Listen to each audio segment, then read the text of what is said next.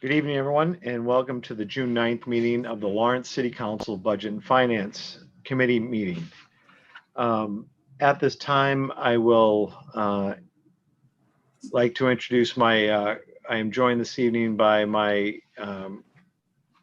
colleague, City Councilor at Large, Anna Levy. We are also joined by our City Council President, Mark LaPlante. I am District D Councilor Dave Abdu. At this time, I will entertain a motion to come out of recess. Motion to get out of recess. Second. There's a motion to come out of recess. It's been properly seconded.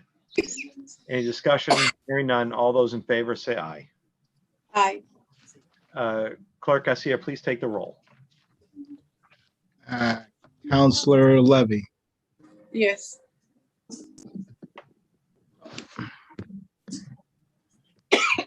Councilor Levy. She did say yes. She did. I'm sorry. I didn't. Councilor Rodriguez. Councilor Rodriguez is with us. He may just be coming on. Yes.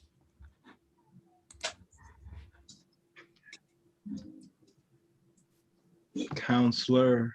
Oh, I think Councilor Payano is Payano just came on. Yep. Councilor Payano, motion to come out of recess. Yes. And Chairman Abdul. Yes. Because he was here at the beginning, you should probably ask the council president as well. Okay. And Council President LaPlante. I am here, but at this point, when the fourth member arrives, my vote is meaningless. I don't have a vote when the fourth member shows up. So, but thank you for the courtesy. Thank you. With that, it's unanimous vote to come out of recess.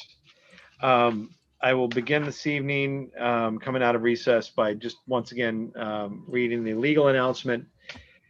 Pursuant to Governor Baker's March 12, 2020 order suspending provisions of the open meeting law, Mass General Law, Chapter 30A, Section 18, and the Governor's March 15, 2020 order imposing strict limitations on the number of people that may gather in one place. This meeting is being conducted via remote participation. No in-person attendance of members of the public will be permitted, but every effort will be made to ensure that the public can adequately access proceedings as provided for in these orders. A reminder that persons who would like to listen or view this meeting may do so while in progress by the use of the following locations, and those are articulated on the agenda that was publicly posted. It's available at the City Council webpage of the City Council website, the City of Lawrence website. And there you will find links to the YouTube to watch it live stream, and as well as Facebook, and we are broadcast live on local government channel 22. And again, my name is Dave Abdu. I'm the District E Councilor. Just once again, real quick, I'm joined this evening by City Councilor at Large Anna Levy. We were also joined by Councilor at Large Pavel Payano and District D Councilor Giovanni Rodriguez. I just wanted to set the table for this evening. We'll begin the meeting by entertaining 6 agenda items that were referred to us at last week's June 1st meeting of the full City Council. Once we've completed deliberating those 6 new items, we will turn our attention back to the final item of the FY22 budget, which is the Lawrence Public School budget. And that will conclude the Budget and Finance Committee's review of the FY22 proposal set forth by the mayor. I would also note that there'll be a special meeting on June 22nd of the full City Council, at which time there will be a public hearing. People will be able to speak, contribute, and be heard. And then a debate will occur amongst the body and a vote taken regarding that budget. I want to take this moment to one last time remind everyone watching at home that the Lawrence City Charter restricts the the city council from adding any content, policy, or other sorts of changes to the mayor's proposal. On the 22nd of June, we will have three options as a city council. We either accept the budget as proposed by the mayor.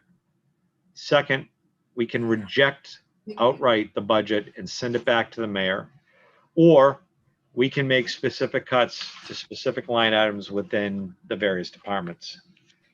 So with that, we will be getting to the budget in a short while, but we're going to turn our attention to the matters of June 1st that were referred to this committee.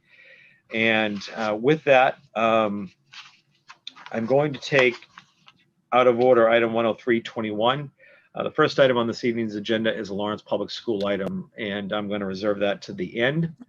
And that will lead us directly into their budget. So with that, item number 103, acceptance of grant funds up to $89,775.04 as presented by the Executive Office of Public Safety and Security, Project Safe Neighborhood. And that is going to be presented this evening by Ms. Eileen Burnell, our former colleague of the Lawrence Police Department in her current role as Director of Support Services. Ms. Burnell, please unmute yourself, identify yourself, and tell us why we're here this evening.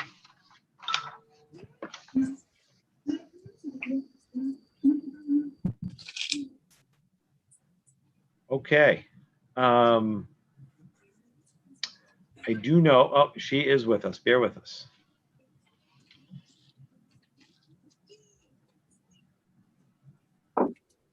We are going to give Ms. Burnell a few moments to come up to speed.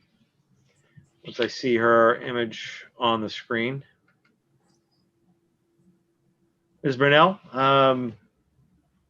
we are here for you. Item number 10321, the acceptance of grant funds up to $89,775.04.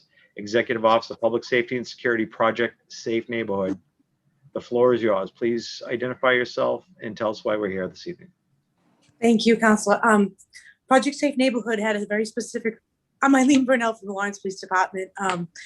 The police department applied for a grant through the Office of Public Safety and Security. It's a very specific grant called Project Safe Neighborhood, and it targeted some communities. Not every community in Massachusetts could apply, but it was primarily with regard to narcotics enforcement, which Lawrence does qualify for. And this grant will specifically allow us to buy a piece of equipment for our detectives that it's like state of the art, and it's a piece of equipment that allows them to actually identify a narcotic on the street. It's a handheld device that you would put the drug into, and it can tell them what it is while they're at the scene. So it actually will help with both arrests and their work, but also as far as prosecution long-term, because the stuff will have been identified right away. You know, right now they're a cocaine-like substance or this kind of substance versus this tool will allow them to identify it on the spot. So it's a very new, very state-of-the-art, and Lawrence was chosen to apply for it. It was a competitive grant. We did apply and we were chosen. Thank you, Ms. Burnell. Are there questions or comments of my colleagues?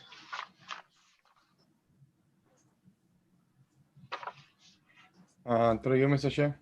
Mr. Rodriguez. I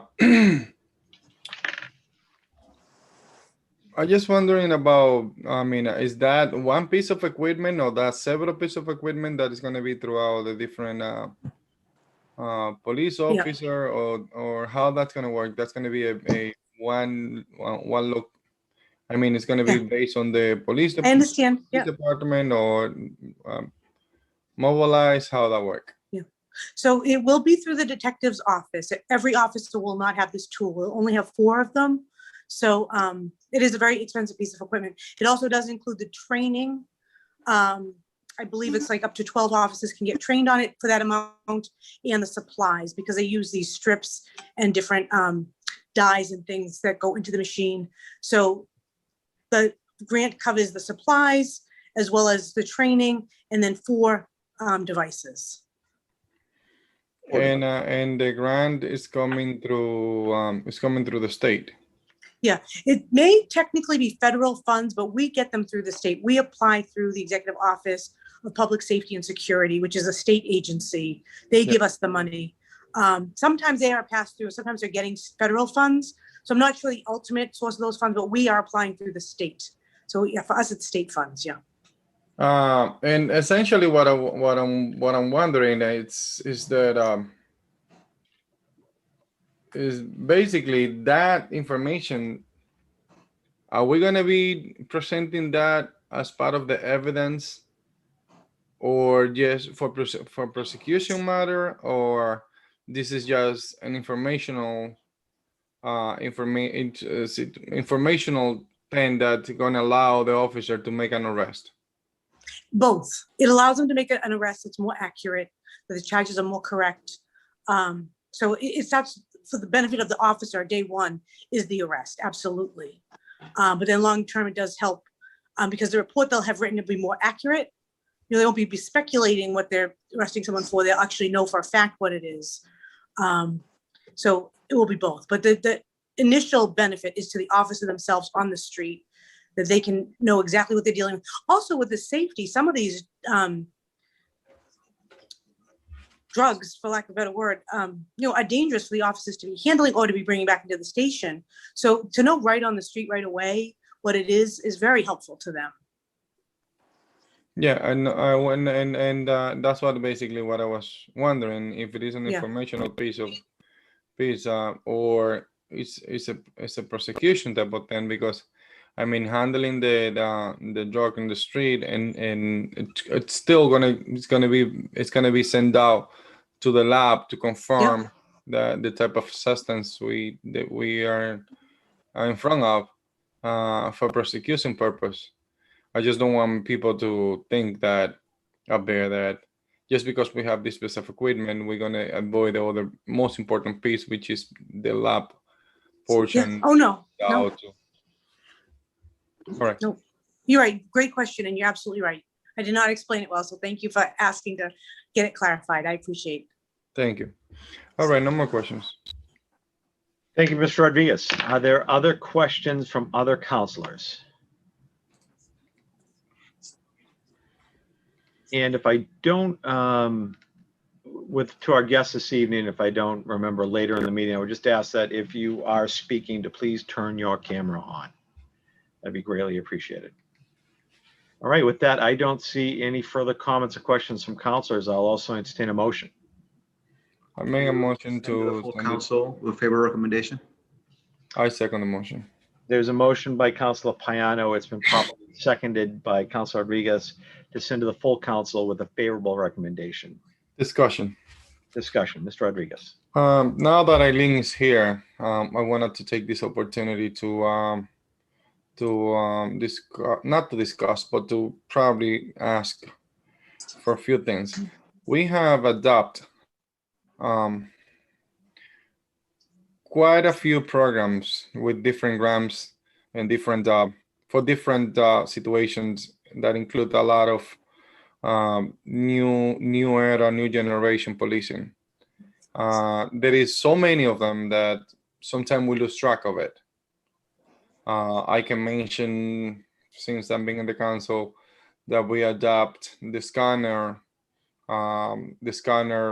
program, and we we're supposed to get updates on those. We adopt, or we're apply for the dogs, and those two. That program is now we have 2 dogs. Now we getting this grant for this program. We also adopt the grant to buy Narcans for the opioid crisis, and I can mention a ton of them from the top of my head. But sometimes we just don't see how this is benefits the benefit of it on the actual ground once we adopt them. I know for fact that I mean, based on the presentation that we receive here, it's going to work. It's going to work well, but not seeing the result, or partially seeing the result, it will not necessarily put the program down on our eyes, but it will be a lot more beneficial if we can sometime get, you know, an update on those type of programs like that. And sometimes we do, but not directly. Like Sure, yeah. we probably have received bunch of email, you know, that based on the technology that we have, like the cameras, perhaps, based on the technology that we adapt, that we've been getting positive result, but not necessarily saying, look, based on this program, this is what we accomplish as a community. And I I think that know, at some point we're gonna have to kind of like, you know, collect all that information back and say, look, this is what we have done in the last 10 years. And this is what we have adopted that allow the community policing and the police department to actually do more and more effective and for the benefit of the community. I am required to do a section of the quarterly and annual reports that we send into the council, updating you on the grants that we have and the status of those. But that's a written document. I know that's not a presentation, so I understand what you're saying. We do keep track of that stuff. And sometimes I don't always know, like you use the Narcan example. I do get statistics back, but I don't use Narcan. I give it, I pay for it. And then one of the officers distributes it and the officers have it in their vehicles. So it's good for me to know also. So yeah, I'm happy to try to get that information back to you. Usually most of the grants require that I do some reporting back. So that time I'll get the statistics from the different offices, or we have a crime analyst. She collects a lot of our data for us. So I go to her and I get the information. But Council, I think I understand your question is that you're looking for some updates. I don't know how Yeah, I often mean, you would want those, but sometimes we just approve the grants. yeah. And sometimes we get a lot of good feedback, like the cameras. That's a program that we adopt for the last 4 or 5 years, and great result. When we've seen that all the time, but those little programs that we adopt, at some point we're gonna have to at least look back on them and say, look, this is great. I'm glad that we adopt that as a community.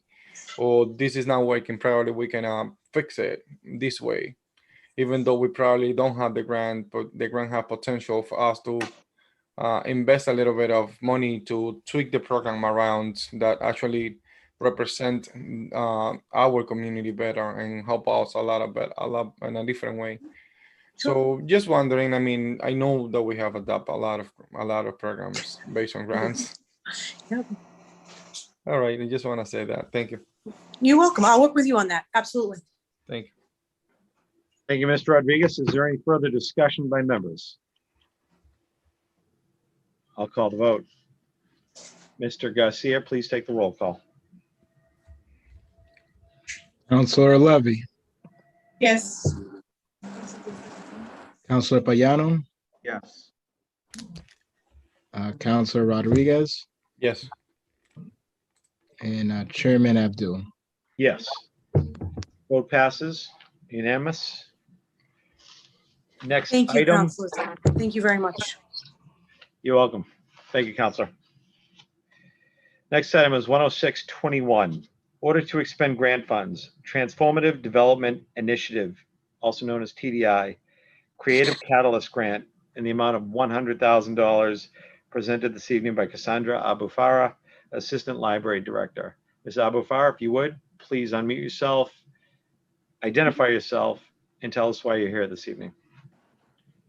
Good evening, Cassandra Abufara, Assistant Library Director at the Lawrence Public Library. I actually have a memo to read from the Library Director, Jessica Villas-Novas, which I will read at this moment.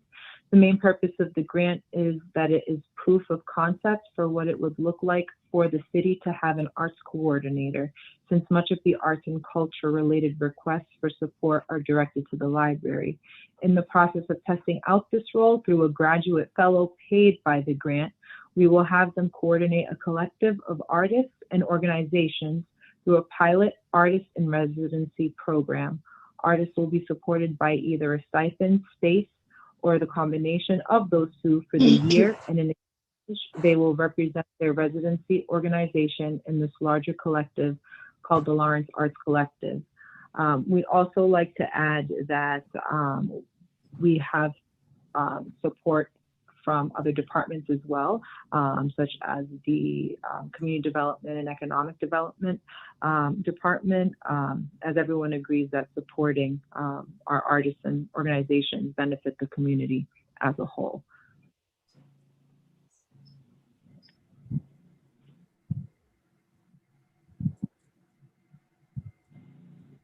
And I can take questions from anyone if anyone has any questions at this time. Sounds good. I didn't know if you were if you were messing with the pages and presenting more. Thank you. Appreciate that. So a proof of concept for an arts coordinator, if all worked out in theory, it would be something we would look to bring on permanently through the library or for the city. If you could expound just a little bit on that. Sure. The idea would be for the city. Currently, the library is leading or, pretty much overseeing this project at the moment and being the main support for the other organizations and artists that would be involved in this. So ideally, we would like to see an arts coordinator overall for the entire city. There's just so much arts and culture in our community and so much that can be done throughout the city. And just having a go-to person is ideal. And hopefully with this grant, which we're so excited to move forward with, would also pave that pathway for that to happen in the future. That is great. And I would note that,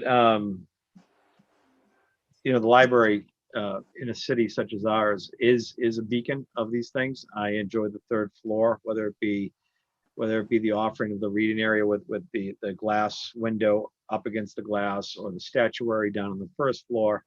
I know these aren't the same type of arts that we're talking about here, but as far as arts and culture goes, we live in a city, we're gifted to live in a city that is full of great architecture and the White Fund, right? And we have Monet's. So I think it's great that you all pursue this and we have the opportunity to vote on it tonight. And I think by my comments, you can see that I support and I have no questions. So I would like to ask my colleagues, do you have questions or comments for the library with respect to this item? Mr. Chair? Mr. Payano. Okay. Thank you, Mr. Chair. So first, I want to thank you, Cassandra and Director Valentine, for bringing this up. I think this is, there's definitely a need for some type of location or some type of movement within the city that will create a space for artists to gather. I know that there's, I think that there's some nonprofit organizations, there's some businesses that do some of that work. I look at El Taller, and I look at also the Spigot River Brewery, that they make sure that they open up their space for local artists, to put their pieces up. And just like them, there are a bunch of other business owners that do the same. I think of the Essex Arts Center, but I think it is important for the city to be doing some work on that. I think art is vital in any city, and who knows, there might be some a positive economic impact. If we have a strong artistic community, there might be a strong economic impact that would come from that. The question that I have, it sounds like at the moment there isn't any sort of specific projects necessarily that this person would be working on. I'm just wondering if with this grant, is TDI looking for certain projects? Like, is there anything specific that comes with this grant, or essentially is it as broad as the document that we're receiving today? So we are pretty much shaping the project as a whole as well. Again, this whole thing's going to be a pilot program. We do definitely have an idea of what the arts coordinator would be doing and how they would be connecting with the organizations that would be involved. And ultimately, they would be getting support from the library, so from Justin and myself as well, along with the other organizations involved too, at least to get familiar with the organizations and just to kind of get an idea of what the arts coordinator would do. This arts coordinator actually would be a graduate fellow that would be coming from Merrimack College. So, you know, they would also have some sort of experience as well to what they would be bringing forward to the position and to the project as a whole. Would this graduate fellow, would their background be in arts, or would their background be more in sort of like community organizing? A little bit of both. When we were speaking about what the arts coordinator's background would be initially, you know, artists in general are more about, you know, envisioning and creating and doing along those things. But then there's that administrative aspect that, you know, needs to be taken care of. And that's where that arts coordinator would come in play. Having both is ideal, of course. We currently have a graduate fellow that was chosen who comes with both of that. Okay, so it sounds like, since this is a fellow, that this grant is not it's not going to be entirely used to pay a salary. Do you have any idea of what portion would be salary and what portion would be used for the program? And do you foresee that this pilot program is only 1 year, or is it 2 years? Yes, so this 100,000 is split up amongst many things. It comes with the amount that we would be paying for the fellow, which would be 12,500, and it would be for a year. This whole project would be for a year. And then we also have other amounts on there that would cover the marketing, stipends, of course, for the artists to cover space, materials, or anything they would need. So we do have all that aligned. But in regards to the fellow, it would be between 12,500 off the top of my head, to be exact. So I'd love it if before the next city council meeting, we can see what that breakdown was. And it sounds like from what you said is that it's a 1 year program. You know, the reason I asked that is I think it's easy. You mentioned fellow at the beginning of your presentation. And I thought, oh, maybe this is like a 2 year or 3 year grant, since I figured a fellow was around like $20,000. 12,000, that sounds, you know, we're getting that person, you know, at a deal. So that's amazing. Yeah. So I think you know, I'm interested in sort of seeing how that budget breaks down. You know, interested in seeing if some of this money is going to be used to maybe pay some other artists for their time. You know, whatever that might entail. Yeah, and I think that you definitely have, you know, amongst the council, there's definitely supporters of an initiative like this. So please keep us informed as you move forward with this project. Will do, thank you. And I do want to also just reiterate that within the budget, there is stipend for the organizations and artists that would be part of this as well. Great. And if you could forward that to us before the next meeting, I'd appreciate it. Thank you, Mr. Chair. No further questions.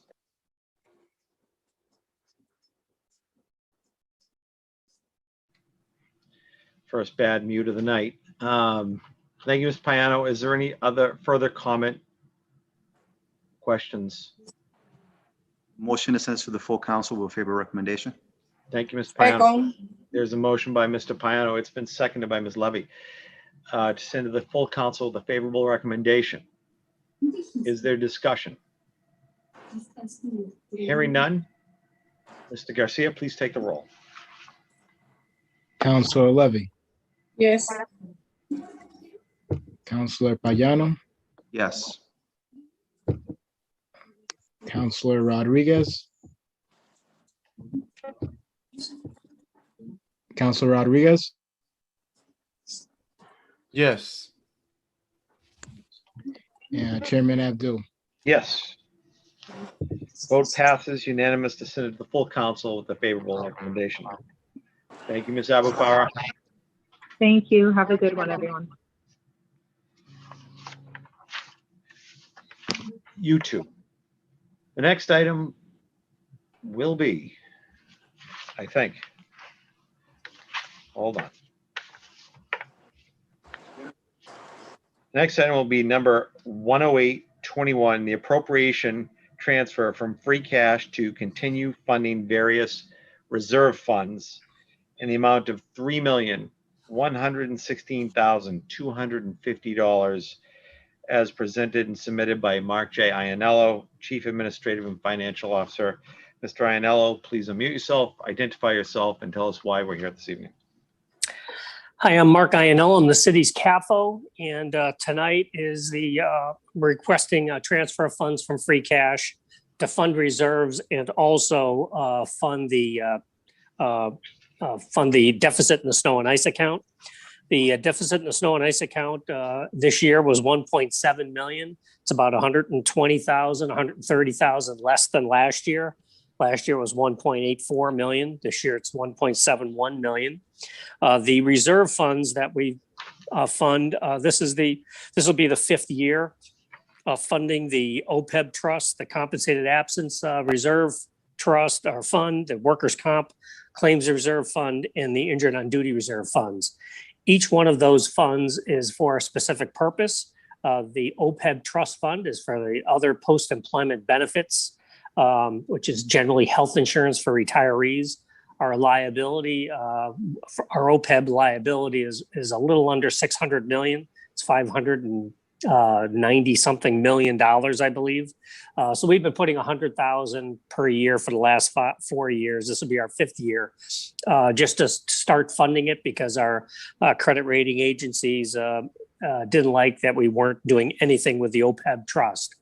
Of course, I plan on funding the OPEB trust once the pension reserve is paid off, the unfunded pension liability, and that'll be in 2036. The compensated absence reserve is designed to help departments when people retire and or leave. There are certain buyouts that they're entitled to under some of the collective bargaining agreements. So this is we add 100,000 to the fund in addition to what we fund in the operating budget, so we can try and build up a little bit of a surplus to prevent a major impact in any departmental operations. The injured on duty reserve fund is for the police and fire. That's their version of workers' compensation. So it's the same concept there. We try and supplement these reserve funds so that if there are impacts to the departmental budgets, we can limit some of those impacts, particularly for the injured on duty and the workers' compensation claims fund. It's mainly medical bills that are paid out of these. And the medical bills are substantial. And then the stabilization reserve fund, we're adding $1 million to the stabilization reserve, which is just trying to add to our reserve funds. Last year, we used much of that stabilization reserve for funding the patrol collective bargaining agreement for the patrol and superior officers last year, and also we use that for there was a police training request or training funds, and also some funding for recreation youth involvement, anti-violence transfer. So that's pretty much it in a nutshell for this. What I'm asking for in this transfer is we're going to reduce our free cash. The impact of free cash would be we started the year with about 18.8 million. We've used before these transfers, we've used approximately 16. We're down to 16.3, and this will get us down to approximately 10.6 million if these transfers are approved. And I'm here to take any questions if anybody has any. Thank you, Mr. Ianello. Chair has no questions. Are there questions of colleagues? Mr. Rodriguez, I see your hands up. Yes. Ianello, can you state how how much we have on each of those accounts currently? Let's see, I have the stabilization reserve fund, we have 200,000. I don't have the balance in the compensated absence workers' comprehensive reserve, but I can. I have numbers marked. Oh, If you, Ramona's got it. Okay, great, Ramona. The comptroller, please identify yourself and handle that, Ramona. Thank you. Of course. Ramona Savalos, Comptroller, City of Lawrence. As of today, sorry, the other post-employee benefits, the balance is 410,196. The compensated absences reserve, it's actually at a deficit of 38,406. Workers' comp claims, 8,712. And injured on the line of duty reserve, it's 148,501. All right, fair enough. Thank you so much. You're very welcome. Thank you, Ms. Thank Rodriguez. you, Ramona. Further comments or questions? Or motions by councilors? Make a motion to send it to the full council with a fair recommendation. Second. There's a motion by Ms. Rodriguez. It's been properly seconded by Mr. Payano. Is there discussion? Seeing no discussion, Mr. Garcia, please take the roll. Counselor Levy,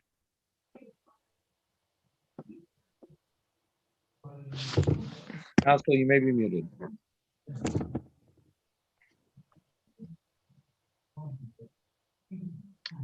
Okay, move on. Counselor Levy,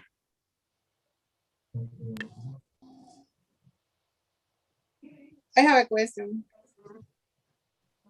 Withdraw my motion to open for questions. I'm sorry, I didn't hear you, Mr. Rodriguez. Councilor Rodriguez? I will draw my motion to allow Council Levy to ask questions. Thank you. That is not a motion. That is not a motion. No, I say I withdraw my motion. Thank you, sir. So, Council Levy. Sorry, Thank you. discussion is Thank closed. you. Through you, Mr. President, Mr. Llanello, you said right now that we have 18.8 million in free cash.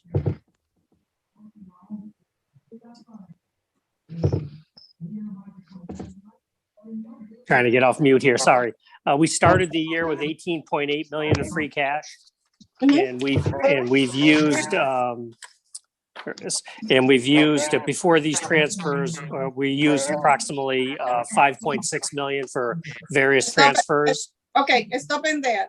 So where did we use the 5.6? Oh, okay. Well, I have it listed here. We transferred money for O'Connell and Storrow Parks, 415,000. We had a transfer for police cameras of 150,000. We had MVTRA special project account for free busing of 225,000. We had a Clean Lawrence special project account for 200,000. We had 500,000 for problem tree mitigation. Another 500,000 for city sidewalk repair. 171,000 for other purchase services for the planning department. We had ISD demolition of dangerous buildings special project account of 250,000. Police headquarters, $1 million for the new police headquarters. And we had a 1,289,519,000 to fund the supplemental budget for the school department in accordance with our chapter 70 net school spending requirements. Then we had 500,000 for economic development, 100,000 for fire suppression salaries, and 350,000 for overtime at the last meeting. And that brought us down, the total of that was $5,650,519.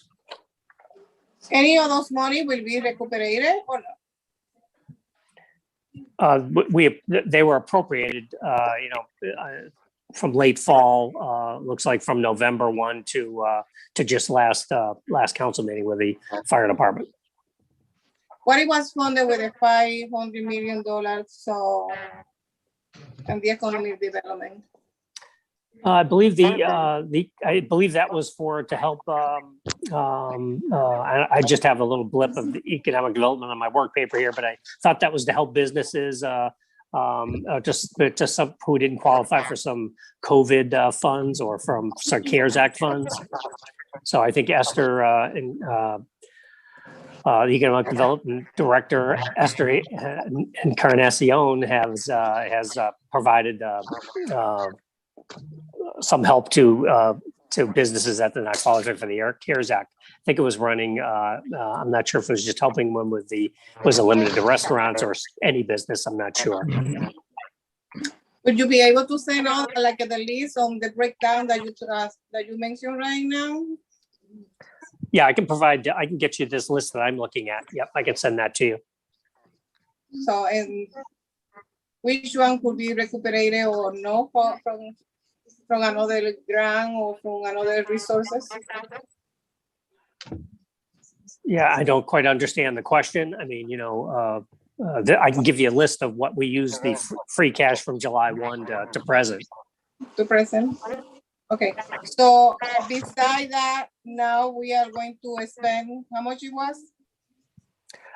Where this request is $6 million, the total was $3,116,250. That's for the clearing the snow and ice deficit and funding the $100 million for stabilization reserve and $100,000 to 4 other reserve funds.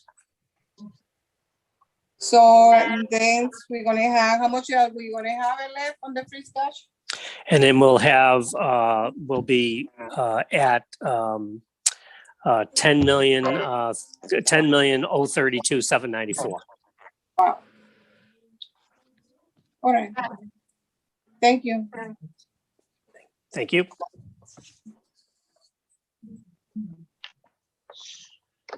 So, Motion to send this to the full council with favorable recommendation. Mr. Payano, thank you, sir. I appreciate that. There is a motion on the floor. It was properly seconded. I allow the roll call to be disturbed. I would ask Mr. Garcia to please take the roll call from the top, please. Just an FYI, there's an echo.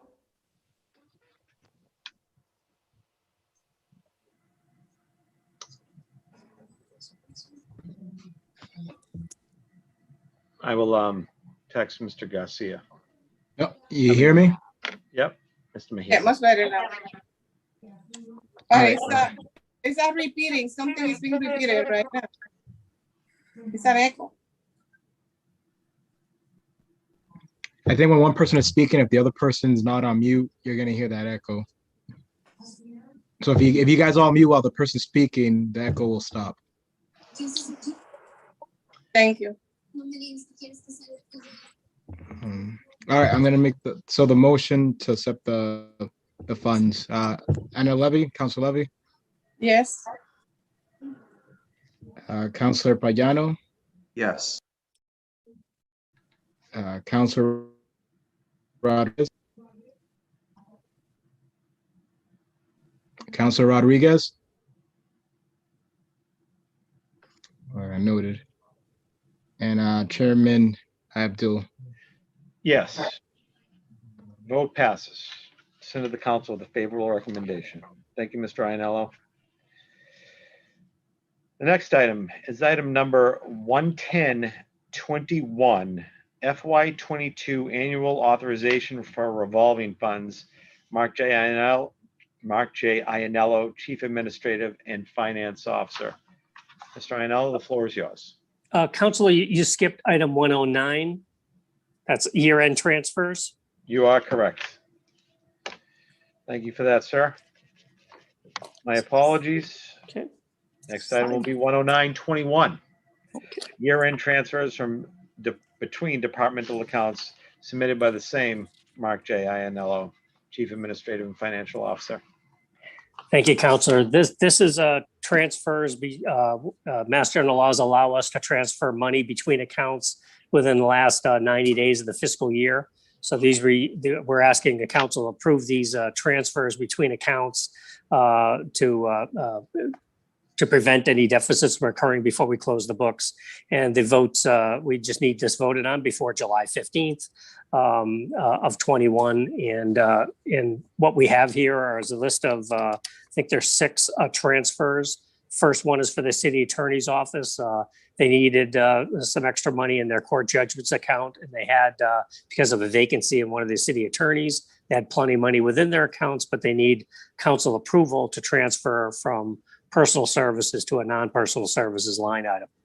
The second transfer is regarding a bunch of DPW deficits. They're going to need some more money in their street lighting account, a little bit in their electricity, and of course, as we discussed the other night, the solid waste and hauling disposal contracts.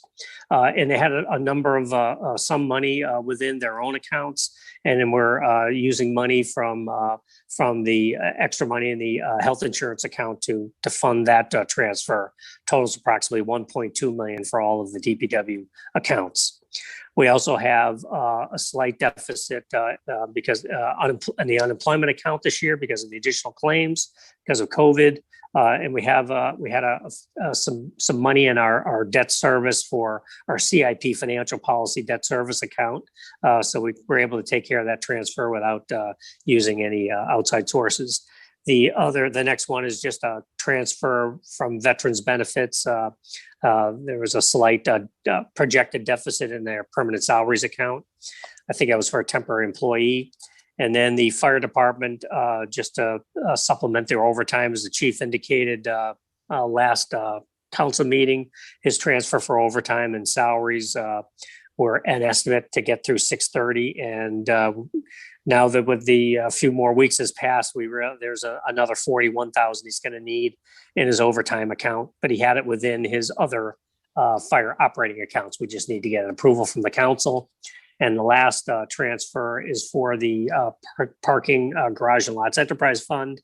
This is going to require a slight transfer from free cash of 123,087.50 to be exact. And this is to cover expenses for the enterprise fund, particularly the principal and interest on the loan for the repairs to the garage. We're charging that to the parking garage and lots enterprise fund, so we can keep track of what the actual cost of that enterprise fund is, and that will be it's a total transfer for the parking garage enterprise fund of $582,462.50.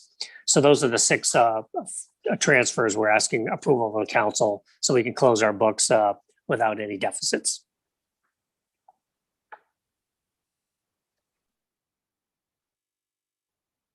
Mr. Chair. You're on mute, Mr. Chair.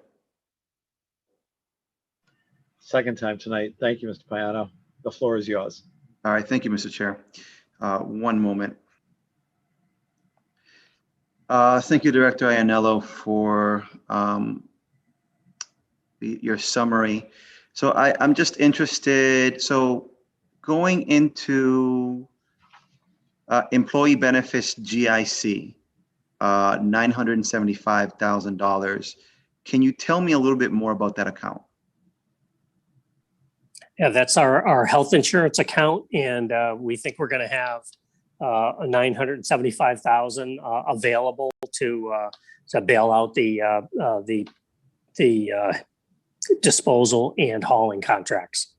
So you say that we think. Can you explain to us a little bit more about? Well, we're in the month of June, and we've been paid our health insurance, as you know, is an estimate at the beginning of the year, and evidently our health insurance premiums have been substantial. So I don't know, we've had substantial savings. So I don't know if people are choosing cheaper policies. Have there been married policies, now single? And I don't know what the mix is, but we've had every year we estimate at the beginning of the year based on the history of of what we've paid for health insurance for all our employees. And it's not an exact science, obviously, and things change as people come and go. So we've had, I think we budgeted 15.3 million in FY21, and we're going to have, we think we're going to close the year with an excess in that account. And so we want to use 975,000 for taking the care of the DPW deficits or projected deficits in their accounts. Okay. Is the city planning on looking in and try to figure out what exactly occurred? And, and the reason I say is I think like I understand making estimates on healthcare, coming up with a number for healthcare, it's an estimate. And I know that you've mentioned this in previous budget discussions, though I think like $1 million or close to $1 million seems pretty more than just conservative. So I think it would be important to understand why there are these savings there, just to figure out if maybe the calculation that is done to figure out how much we have to set aside for next year, if that has to be retweaked at all. So I'm wondering if the city's, if your department or personnel or if somebody's like looking in to see exactly what occurred, just so that way it can better inform your data analysis. Well, we kind of know what occurred. It's a mix of employees. At the end of the year, we know exactly what we spent the previous year. GIC recommends we increase the premiums, or premiums do increase in the following year on an average. Some plans increase 10%, some only 2%, but we average about 4.5%. But we didn't have that 4.5% increase this year. So is it because a mix of a change in plans caused that $1 million? Probably is. But also we might have had, there's some new employees aren't eligible, some older employees when they retire, some new employees sometimes aren't eligible or don't come on our health insurance. So we do have a number of employees that do that as well. So in the sense for estimating the amount, it's very difficult to predict a $15 million change with over 3,000 employees, over 3,000 employees and retirees who participate, because this is also for paying the retirement healthcare for our retirees and active employees, including in this particular line, $15 million also includes covering the premiums for the teachers as well. So we have a sophisticated spreadsheet that one of the accountants keeps, and it's all of the accounts that have health insurance from the city and the school, and then there's reimbursements from grants that impact these amounts, as we do charge directly the health insurance for grant employees, and then there's a number that we keep track of what's our budget on a monthly basis and what are the expenditures on a monthly basis. So one of our accountants keeps that, and we have that for the last several years. And so we try and keep track of the account to make sure we aren't short. One of the things that we, which I try and stress in the budget process, is trying to make sure the health insurance is properly funded, so it becomes part of our base budget, if you will. Because if we did have some communities, when they do have health insurance premiums that increase 10%, they're kind of in a bind because they don't have any excess movement. So we've been trying to keep our health insurance reasonably funded the last couple of years. We haven't seen the 4.5% and 5% increase that the state has seen in their in premium increases. They haven't passed through to us for the various reasons which I just mentioned. But we do need to keep the the 15 million is a reasonable number, which is what we budgeted this year on an ongoing basis to make sure we're at least in the ballpark of what it may be, because it can easily, get out of whack. A 400,000 would be a very easy thing to do. We pay approximately about between the health, the employee, and the employer share, we pay almost $4 million a month. This is just the employer side that you're seeing here. Thank you. So you're saying, so this year we were at around 15 million. Last year, can you remind us what we were at? How much we allocated to that account? I'm sorry, Director Anello, you're on mute. Just tapped the button by mistake. 15.3 million last year, and this in FY22, this upcoming budget, we reduced it to 15 million. Now, remind me, I'm trying to remember last year how you told us that you came up with that number. Was it essentially just from the a percentage? Like I think you got a number from the state. No, the 15.3 million was the same as the prior year. Again, we didn't last year. We didn't see the 4.5. The recommendation is increase 4.5% because it's a mix. And we have approximately between employees and retirees. There's 6 or 8 different plans that people could choose from because we belong to the state's GIC. They have quite a number of options. And a single and family, and then there's Medicare and non-Medicare plans and so on. So there's a number of variables there, and the employees annually get to change plans. So some plans, we just got our premiums just a couple of weeks ago for next year, and the premiums, some of the premiums increased 10%. Some of the plans, premiums for certain plans increased up to 10%. We had a few, some of the other plans only increased like 2%, but on average, it was approximately 4.5%. Last year, do you remember how much was left over from that account?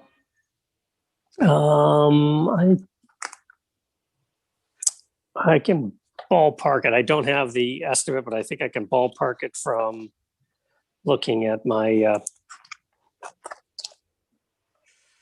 the expenditures from last year. So let's see, we had, I'm going to say in FY20, we probably had, looks like and I think FY20 was 15.3 million and we spent 14.2 million. So we had almost 1.1 million.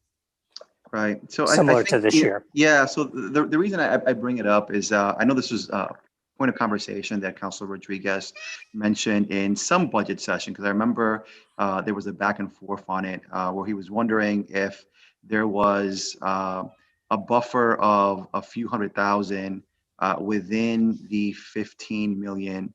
And it sounds like they're from those, it might not even have been like this last one. It might have been the budget session before that. I can't quite recall.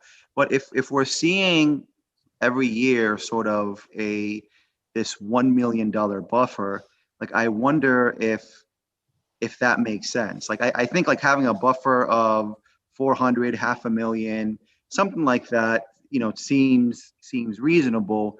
But an entire $1 million, like, do we think that it's possible that we'll see an increase of $1 million?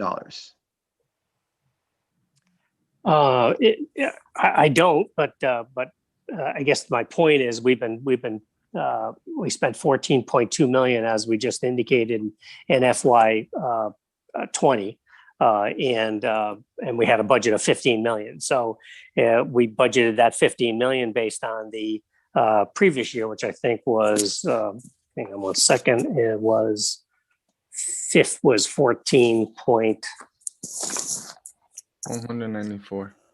Just a little bit higher.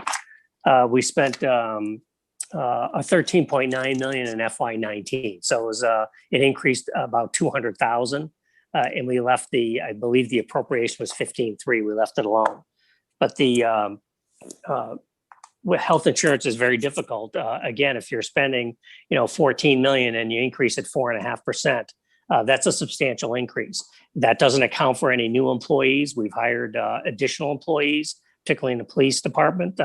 Fire department was a few years ago, but the police department in the last couple of years has had increases, along with our DPW has had increases. So we have been expanding the employment level of city employees to a certain degree. But we do, as I indicated, we have a sophisticated spreadsheet that kind of keeps track of all the sources or all the departments and grants that use the health insurance for retirees and active employees. And then we try and keep track of the amounts that we're paying each month to the GIC. But we don't have the mix of, in the payroll system, we have a mix of what plan everybody's on. And we don't keep track of who's changing from what plan to another. We have to use the overall average. You can't keep track of 3,000 plus employees individually. That's impossible. But so that's basically how we do it. I mean, we've been very fortunate in the last couple of years with our health insurance claims. I'm surprised that they've stayed that way because all the other, the GIC has experienced increases of roughly 4.5% on average. We just haven't seen it. Right, and my guess is that probably a lot of folks weren't going to the doctors as they usually do, and there were things that perhaps weren't done this year that might be done next year. Now that sort of we're winding down when it comes to COVID, so it could be that this comes up. I think the one thing that I'd love for us to keep watching is just sort of like that buffer. I think one of the things that you mentioned when you would bring this up is the importance of having not just in this, but in other accounts, essentially budgeting conservatively, so that way there's a good buffer. And I'm all with that, but it just seems like if every year we have close to $1 million of buffering, then it's no longer a buffer, as we're off in sort of our calculations, unless there's something unique that's occurring. But if something unique is occurring every year, then that means that there might be a piece that we're not bringing into our original analysis that we should bring into. So thank you for sort of talking about that, and it's something for us to keep an eye out next year, I guess. Then my next question is on permanent salaries, parking division, 98,000. Is that like one of two positions that weren't filled?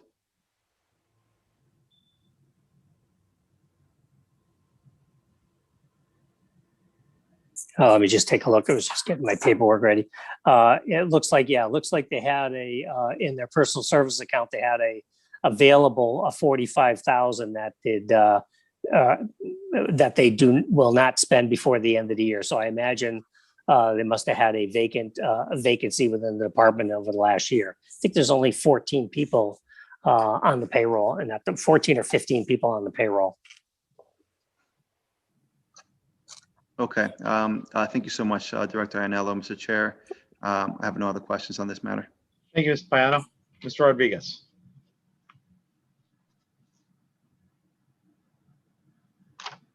Mr. Rodriguez, you're on mute.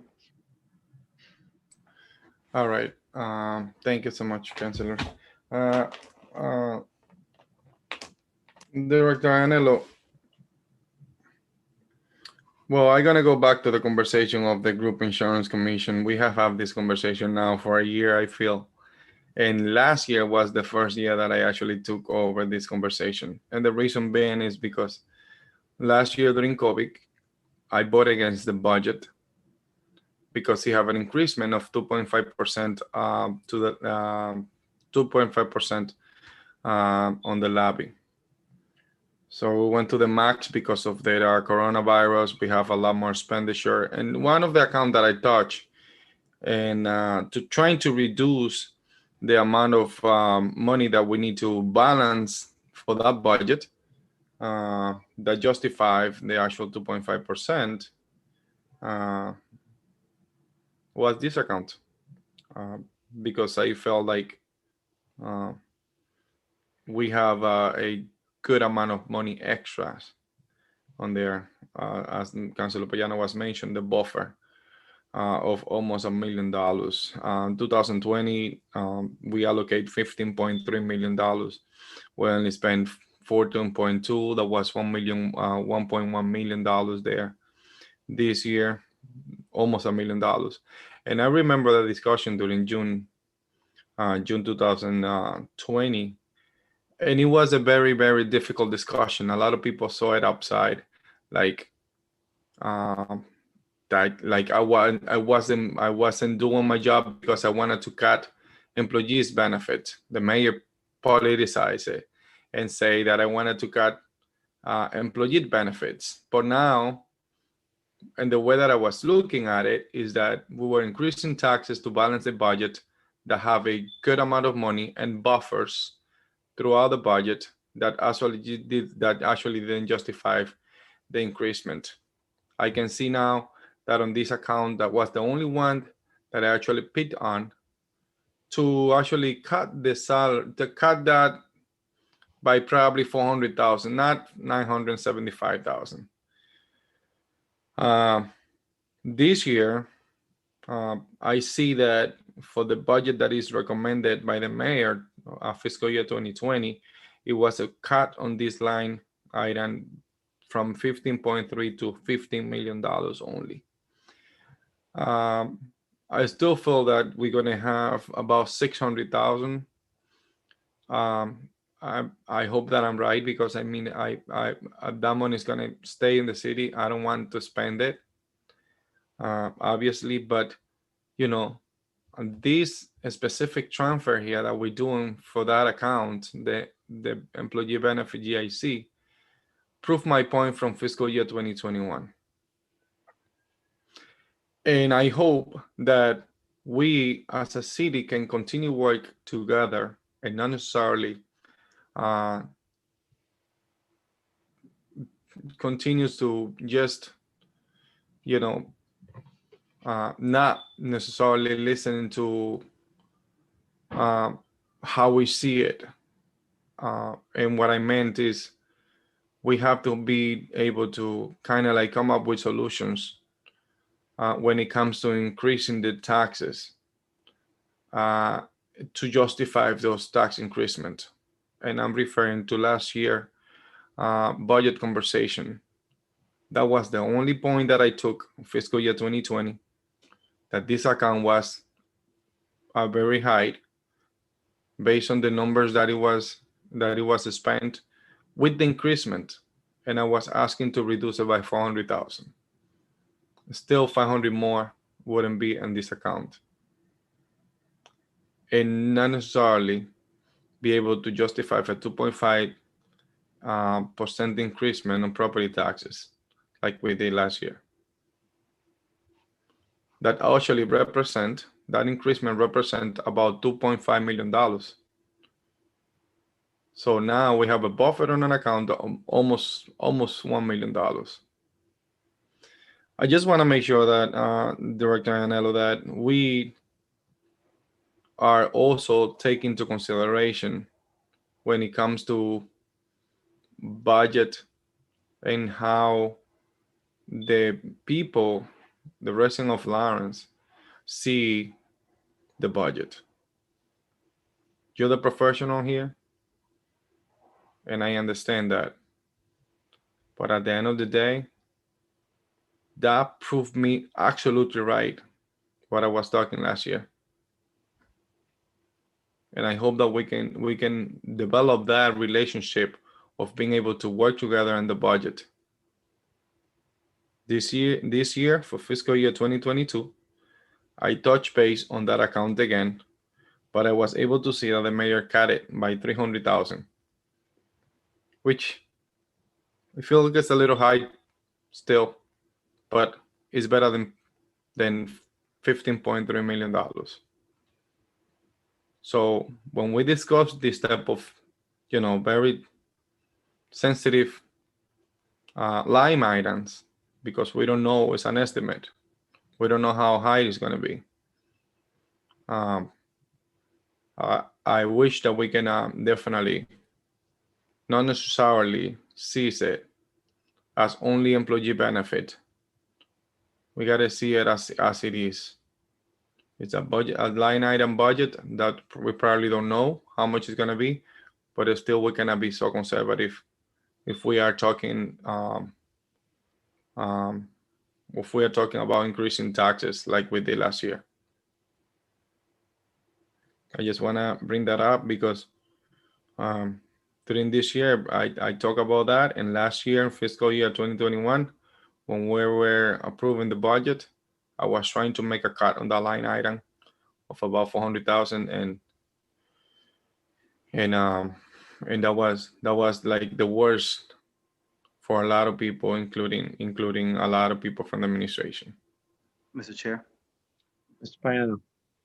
Thank you, Mr. Chair. So Councilor Rodriguez, as being one of the other individuals that was pushing for that and sort of advocating on other parts of the budget last year, I think that sort of goes to speak to previous strategies in dealing with the budget, where because I think it's important to budget conservatively. I think budgeting conservatively makes sense, and budgeting with a little bit of a buffer, I think makes sense. But there are times when we look at our surplus and we look at the amount of money that comes in that is left over sometimes at the end of the year that goes into the general fund. It makes residents sort of question, did the city have to tax us for that amount to begin with? And I think it's a reasonable question. And I think we're seeing in this account, if it was 1 year, only 1 year that there was essentially a buffer of $1 million, we could sort of excuse 1 year and we can say something occurred. But when it's happening for multiple years, you sort of wonder if the way we are doing that analysis, if that's correct. And I'm glad to hear that some was cut this year. We'll see. I think that for this line item, I believe that it will increase because there's a lot of individuals that weren't necessarily going to the doctors, and there's probably a lot of surgeries that weren't done that are needed that might be done next year when people feel like are safer. But I think that what you're mentioning, Councilor Rodriguez, sort of speaks to something a little bit bigger, and that's that it is important to have strong relationships within the council and within the administration. I think it is also important for individuals to understand that we, as councilors, we are in this role because we're trying to look for the best interest of the people of the city.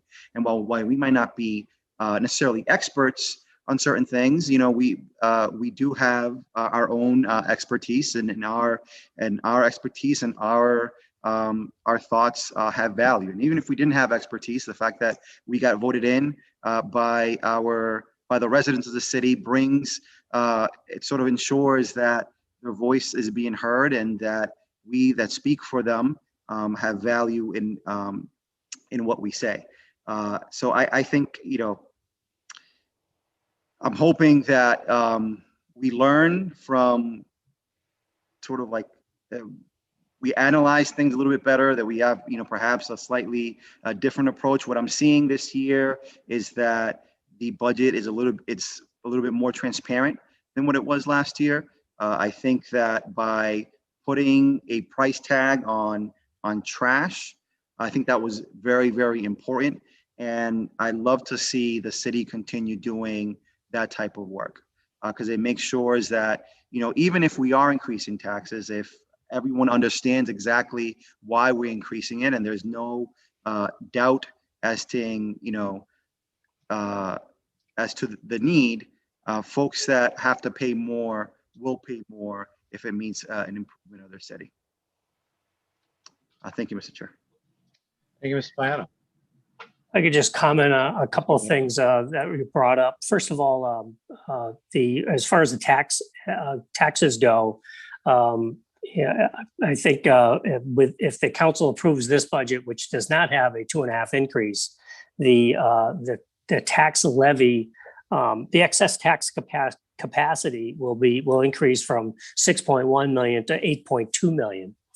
And cumulatively, since 2015, the amount that we have not billed the taxpayers for is $33,855. I'm sorry. The cumulative effect of those years where we didn't go up to the full 2.5 levy, it's quite an accomplishment when I look at it and see how since 2015, so 1, 2, 3, 4, 5, 6, 7, this is our 8th budget. And we've saved the taxpayers, or haven't billed them, $33,855. That's a substantial accomplishment. Secondly, as far as health insurance premiums go, we're on a premium basis. We're not a self-insured. So if people don't go to the doctors, we don't see a savings. We might see a savings the next year when GIC develops their rates, but we have never seen the GIC rates go down from one year to the other overall. The mix of, depending on the plans that employees choose, the mix of somebody changes from a Tufts to a Harvard Pilgrim or whatever, and maybe one of them's a little cheaper the next year. And yeah, we'll save some money at that point. But on average, those plans do increase 4.5%. So we do the best we can to come up with these estimates. One of the things that the city did prior to my arrival here in Lawrence is we did budget. We actually under budgeted a lot of items, and we kept our budget just a little too close. And we didn't have, and when there was a problem that happened, we didn't have any ability to move and adjust for those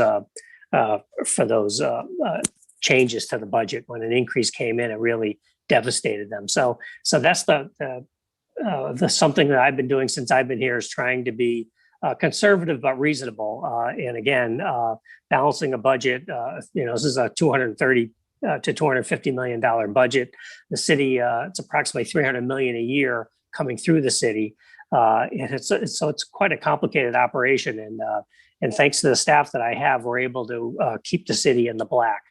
We just got our credit rating just last week from Standard & Poor's, and it increased us from a stable to, gave us a stable, and moved us to a positive outlook. We have been managing our budget very well, and we've been trying to respond to all the concerns that any credit rating agencies have had. But one of the things we have here in Lawrence is it is still a poor community, and sometimes the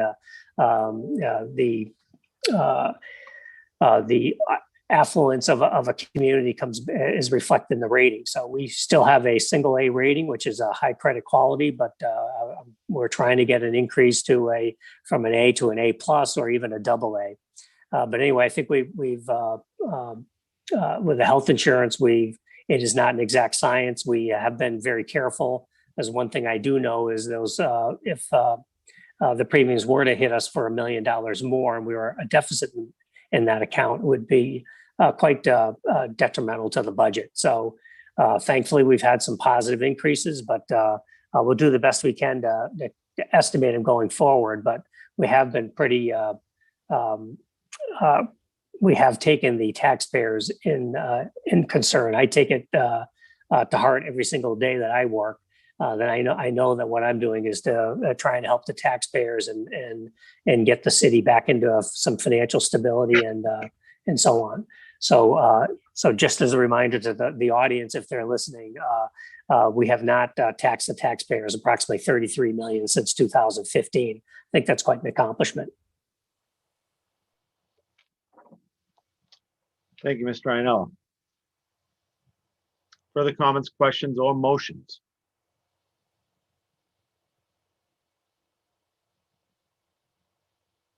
Comments, questions, or motions?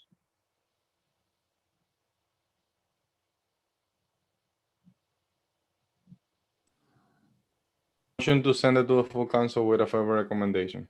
Second. Thank you, Mr. Rodriguez. It's been motion to send to the full council with a favorable recommendation. It has been seconded by Councilor Payano. Is there discussion? Hearing no discussion, I'll call the vote. Mr. Garcia, please take a roll call. Counselor Levy, Yes. Counselor Payano, Yes. Counselor Rodriguez, Yes. and Chairman Abdul. Yes. Motion passes, favorable recommendation to the full committee. Now, item number 10921. Year-end transfers between departmental accounts. That's the one we just did. Yep, correcting yourself. The revolving One- funds, 110.21. Thank you.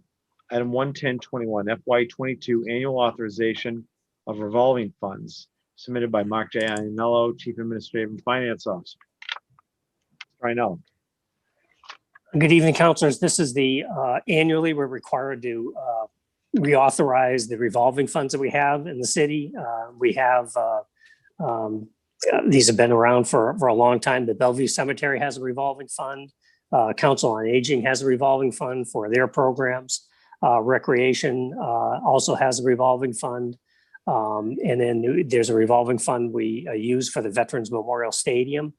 The library has a revolving fund. And then the new to this list, although it was approved last year during the year for the city council or by the city council, was the cable access revolving fund for the school department.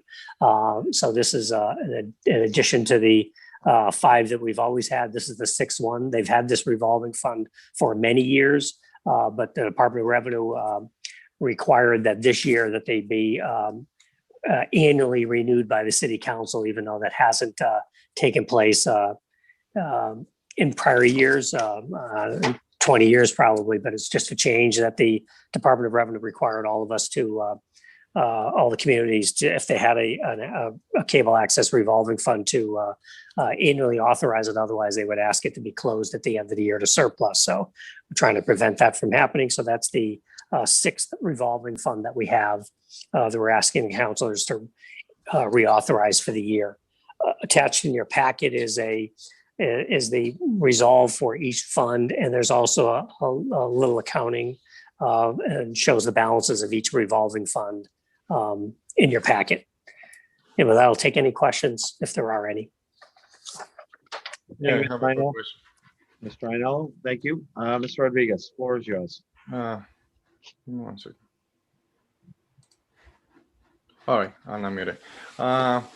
On the revolving fund regarding to the recreation department, are we putting money that is actually coming in because of the recreational programs that we have? Perhaps I don't know if that's related to that, but I mean the permit for the baseball activities, softball, football, in perhaps soccer, any type of permit that we have for the city of Lawrence for any sporting programs that are run and need the fields, because I see the revenues on these accounts as 0. So, and there is revenue coming in to that effect because of the recreational departments. Are we not putting that money on there? So how are we dealing with that?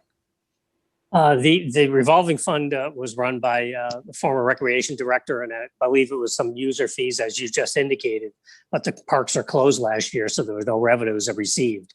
But when he did basically out of the revolving fund, you can see a few expenses that were incurred. I know that generally pays for electricity for some of the parts out of this account, and then and some general program expenses for the programs that he runs. I'm not sure if Martha Velez had trouble with her audio earlier. I'm not sure if she's on the call. I'm She here. might be I'm able to- here. Oh, Mark. great. Martha can probably answer your question more specifically. Hi, counselors. Yes, all monies that are raised through any kinds of permits or any activities that have to do with recreation will be deposited into the revolving account. As Mark stated, last year there was not any monies. That was a balance. We did do a summer program, and ECCF monies for $5,000 was there, plus there was already a balance, and that was put in there, and there was a little bit of expenses. Other than that, That's the only thing that goes into that revolving account. All right, no more questions. Thank you so much. Thank you, Mr. Rodriguez. Further comments, questions, motions? To the full council with favorable recommendation. There's a motion by, Second. there's a motion by Councilor Payano to send it to the full council with a favorable recommendation. It has been properly seconded by Councilor Rodriguez. Is there discussion? Hearing and seeing none. Mr. Garcia, please call the roll call. Counselor Levy, Yes. Counselor Payano, Yes. Counselor Rodriguez, Yes. and Chairman Abdul. Chair votes yes. Thank Motion you. passes. You're welcome. Motion passes. With that, that concludes that portion of the agenda. We go back to the top to 10221. We are joined this evening by Superintendent Paris and CFO Jordan. And item 10221 is from the Lawrence Public Schools. My apologies. It's an invoice for $681,000 for current LPS year services as submitted by our colleague, Councilor Payano. I would turn the floor over to Councilor Payano. Thank you, Mr. Chair. So we all received a letter towards the end of May by Chair Ventura Rodriguez. He's the chair of the Lawrence Alliance for Education. Within there, he was speaking on, I don't know if it was just one invoice or several invoices that totaled $681,000. And I thought that it would be good to put this on the agenda so we could have an open discussion about what that entails. The only information the council has currently have had is the letter that we've received. So I first wanted to ask to see if Director Ianello is he aware at all? Do we still is this still an issue? Is it still $681,000 that hasn't been signed? Is it less than that? If so, just trying to get more information on this. I don't have any information. I'm not aware of what this is all about, but I'm sure the school department can answer it. Must be, I don't know if it's an old invoice that hasn't been paid or it's an outstanding invoice that has been paid and just didn't get to the LE board. I don't know. Okay. Mr. Chair, through you, if somebody from LPS has more knowledge on the $681,000 invoice that their chair sent to us. I will turn it over to Ms. Jordan or Superintendent Paris, whoever wants to field Councilor Payano's question, please.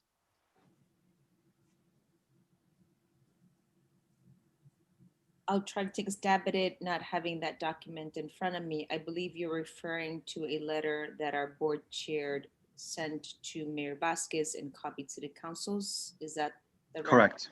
Yes, ma'am. Great. I believe that is a transportation invoice that was for services rendered during this school year. And with respect to being outstanding, I do believe that recently it has been reconciled.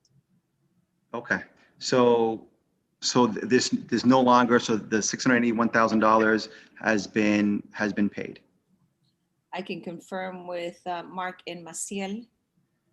It has been. Well, okay, yeah, Mark says he doesn't know. So Maciel, if you said that it has, that's great. So Mr. Chair, that's looks like the issue's been resolved. So, reason I put it forward, I thought that while the Lawrence Alliance for Education is not the school committee, still they're doing the work for people in Lawrence. So I thought it was important that if there was an issue regarding payment for something dealing with our school department, that we had an open discussion about it. But I'm glad to hear that issue has since been resolved. So, Mr. Chair, I'd like Enough to. information through you, Mr. Chair. Mr. Payano still had the floor. No, point of information. Point, Mr. Rodriguez. Yes, I would like Councilor Payano and that is leading this discussion to please read that second paragraph of the letter. It is not just referring to one specific contract. Is more than that. So if you want to go through, I mean, I don't think that this is a matter of an invoice. It's more than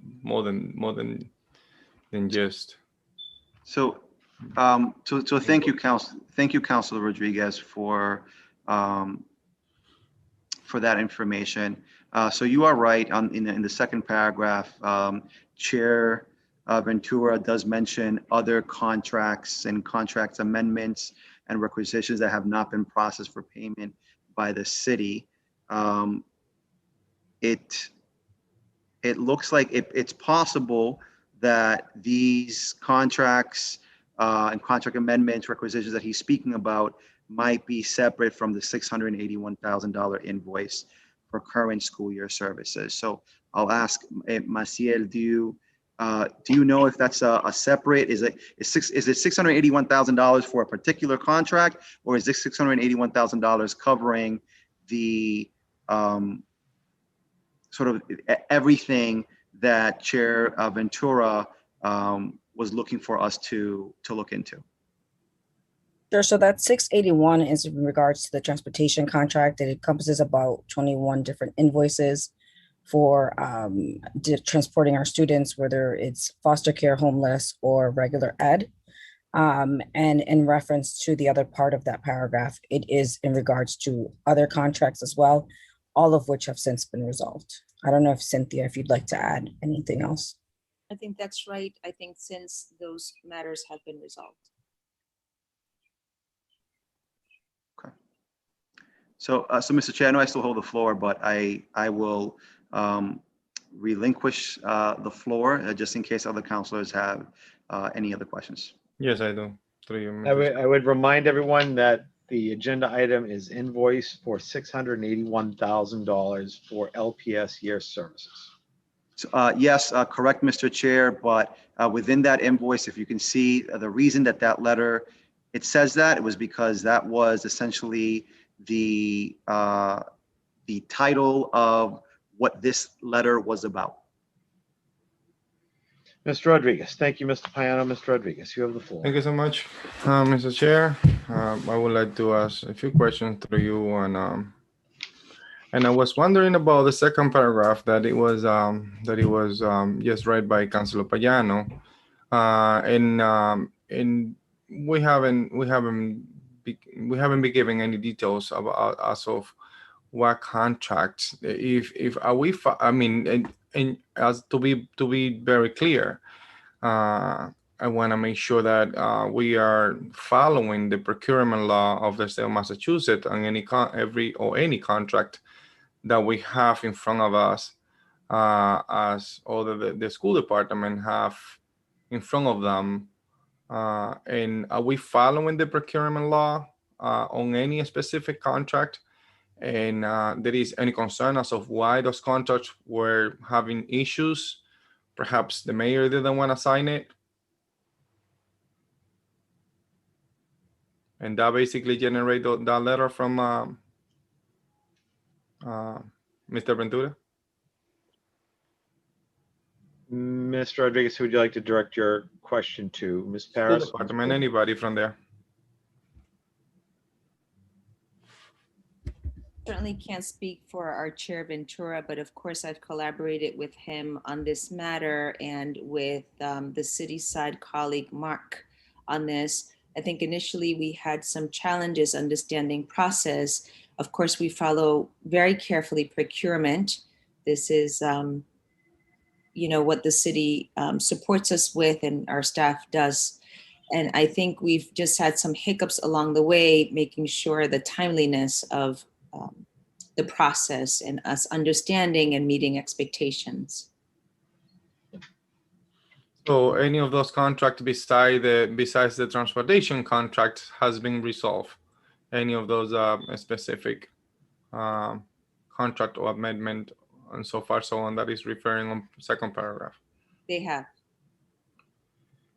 How many do you know the amount of contract or issues that this new administration actually was having some issue with? Initially, there were many of them. I don't have the exact number. We're happy to bring you the exact open requisitions and contracts that were referenced in that letter.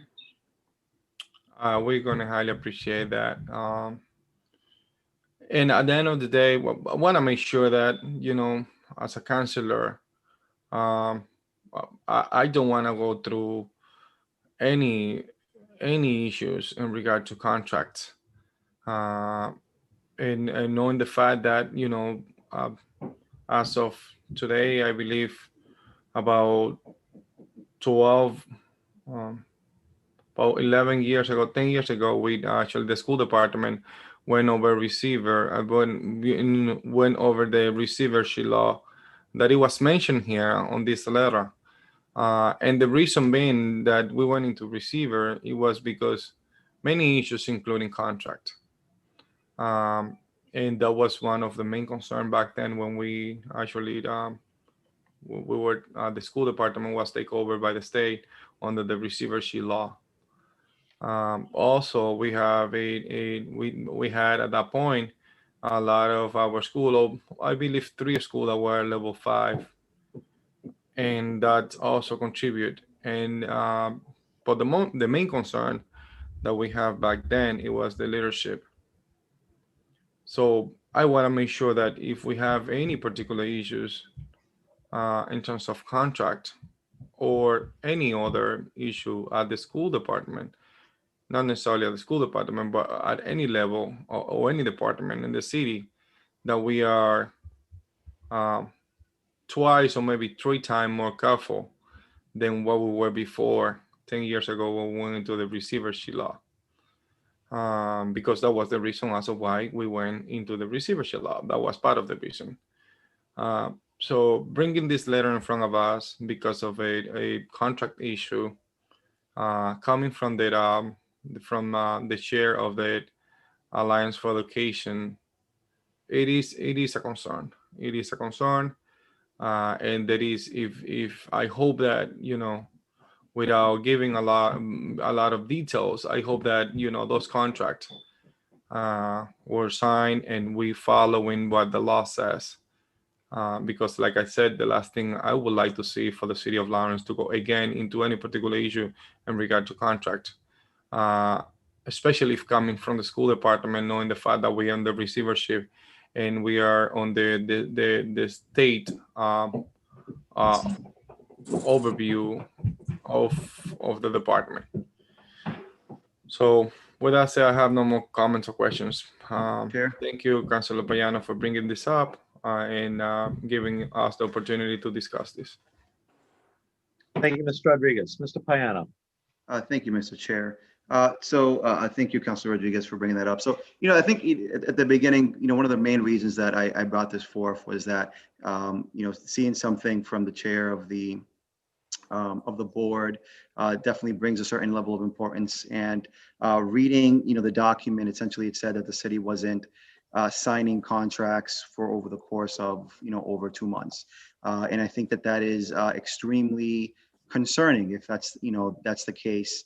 And that's what the city is doing. It sounds from what I'm hearing today that it might be a little bit more complicated than that, in which case I would ask the administration to make sure that they are communicating with the council and keeping them aware of, you know, essentially what's going on. Because, you know, at the end of the day, I think all of us, we want to be good advocates for LPS, but, you know, it's important that we are following, you know, the right procedures. I'm glad that this has been taken care of. I'm interested definitely in learning what the exact issue is or was, you know, to ensure that this doesn't necessarily, you know, essentially happen again, and there's no fear of something like this occurring. Because I think that once we, you know, sign on and we put our signature on, you know, certain contract or whatever it might be, that is in service of the youth of the city. It's important that those are paid as soon as possible and paid in a rapid manner. Now, Mr. Chair, I was going to make a motion to withdraw this item, but I see that Councilor De La Cruz has her hand up. I don't know if you're going to give her the opportunity to speak on this matter. I will engage my prerogative and allow our colleague, Councilor Maria De La Cruz, to comment or ask questions. Councilor De La Cruz, the floor is yours. Thank you, Chair. I would like to say that if we are pro education, when there is money that is dedicated for the schools, we should not delay it any moment, because we have to be like at the door. We have to be at the door, making sure that everything that have to do with the education of this Lawrence Public School system, that we are handing the money on time. Because if we don't pay it on time, we cannot request that works or plans are there on time. For example, the money for the summer program, it shouldn't have been there 2 months ago. And it's not. It seems to be the school department is waiting and waiting and waiting. That shouldn't be happening, because as we all know, the summer program should be a priority 3 months ago, because we knew that thank God the COVID is going away, and that a lot of kids needed to go back to school. They need to complete what they couldn't have done during a school year. Then we shouldn't delay any money that comes to the public schools. It's needed. The summer program, I would like to see the summer starting soon, and as soon as possible, because if we keep delaying, a lot of kids won't be able to go back to school in the summer and catch up, and the parents to plan what they're gonna do with the kids. It's already late. It's already late. But I hope that a lot of our kids can go to summer school, because we are providing the money, because the money is there. Then thank you, Council President, Mr. Adu, for giving me the opportunity. I think a school has priority, and we have to care about schools first, no matter what. Thank you for giving me this opportunity. Absolutely. Thank you, Mr. Councilor Chair, De La Cruz. motion to withdraw. Motion to withdraw. There's a motion by Mr. Payano to withdraw. Are Second, you It has been seconded by Councilor Levy. Discussion. are you sending it to the full council for withdrawal, right? Correct. Okay. So to clarify Mr. Rodriguez's question, we are sending this to the full council on Mr. Payano's motion to withdraw. That's our recommendation. Further discussion. Hearing no further discussion, I'll call the question. Clerk Garcia, please take the roll call. Councilor Levy, yes. Councilor Payano, Yes. Councilor Rodriguez, Yes. and Chairman Abdul. Yes. Chair votes yes. That is unanimous. Send to the council with a recommendation to withdraw. And with that, that concludes the new items as referred to us by the president from last Tuesday's meeting. And with that, we will now go back to the public hearing for the FY22 budget proposal as submitted by the mayor. There's one item left, and that is the Lawrence Public School System, and it is continued from last week. With that, I will turn the floor over to my colleagues. The Lawrence Public School System made its presentation. They answered a few questions. I would guess, actually, before I turn to the colleagues, does the superintendent or the CFO have any, or Mr. Iannacello, does anyone have any further presentation or material for us to consider before I turn it back to my colleagues for debate? Do not have any additional presentations or materials to share with you. Thank you, Madam Superintendent. And hearing nothing further, I turn it over to my colleagues for their questions, comments. Councilor Payano, I see your hand. All right, thank you, Mr. Chair, and thank you, Superintendent Paris and Mrs. Jordan for being with us today and give us the opportunity to ask questions and review the document. And also thank you for getting us a hard copy of the LPS budget. I have a few questions. First, I think it's, at the beginning of the budget presentation, one of the things that was discussed was ESSER grants. Now, I know that ESSER grants are, come from the Education Stabilization Fund from the CARES Act, but can you talk to us a little bit about what they can be used for? Sorry, I was muted. Sure, I can. So ESSER 1 was mainly geared towards any PPE or any directly COVID related,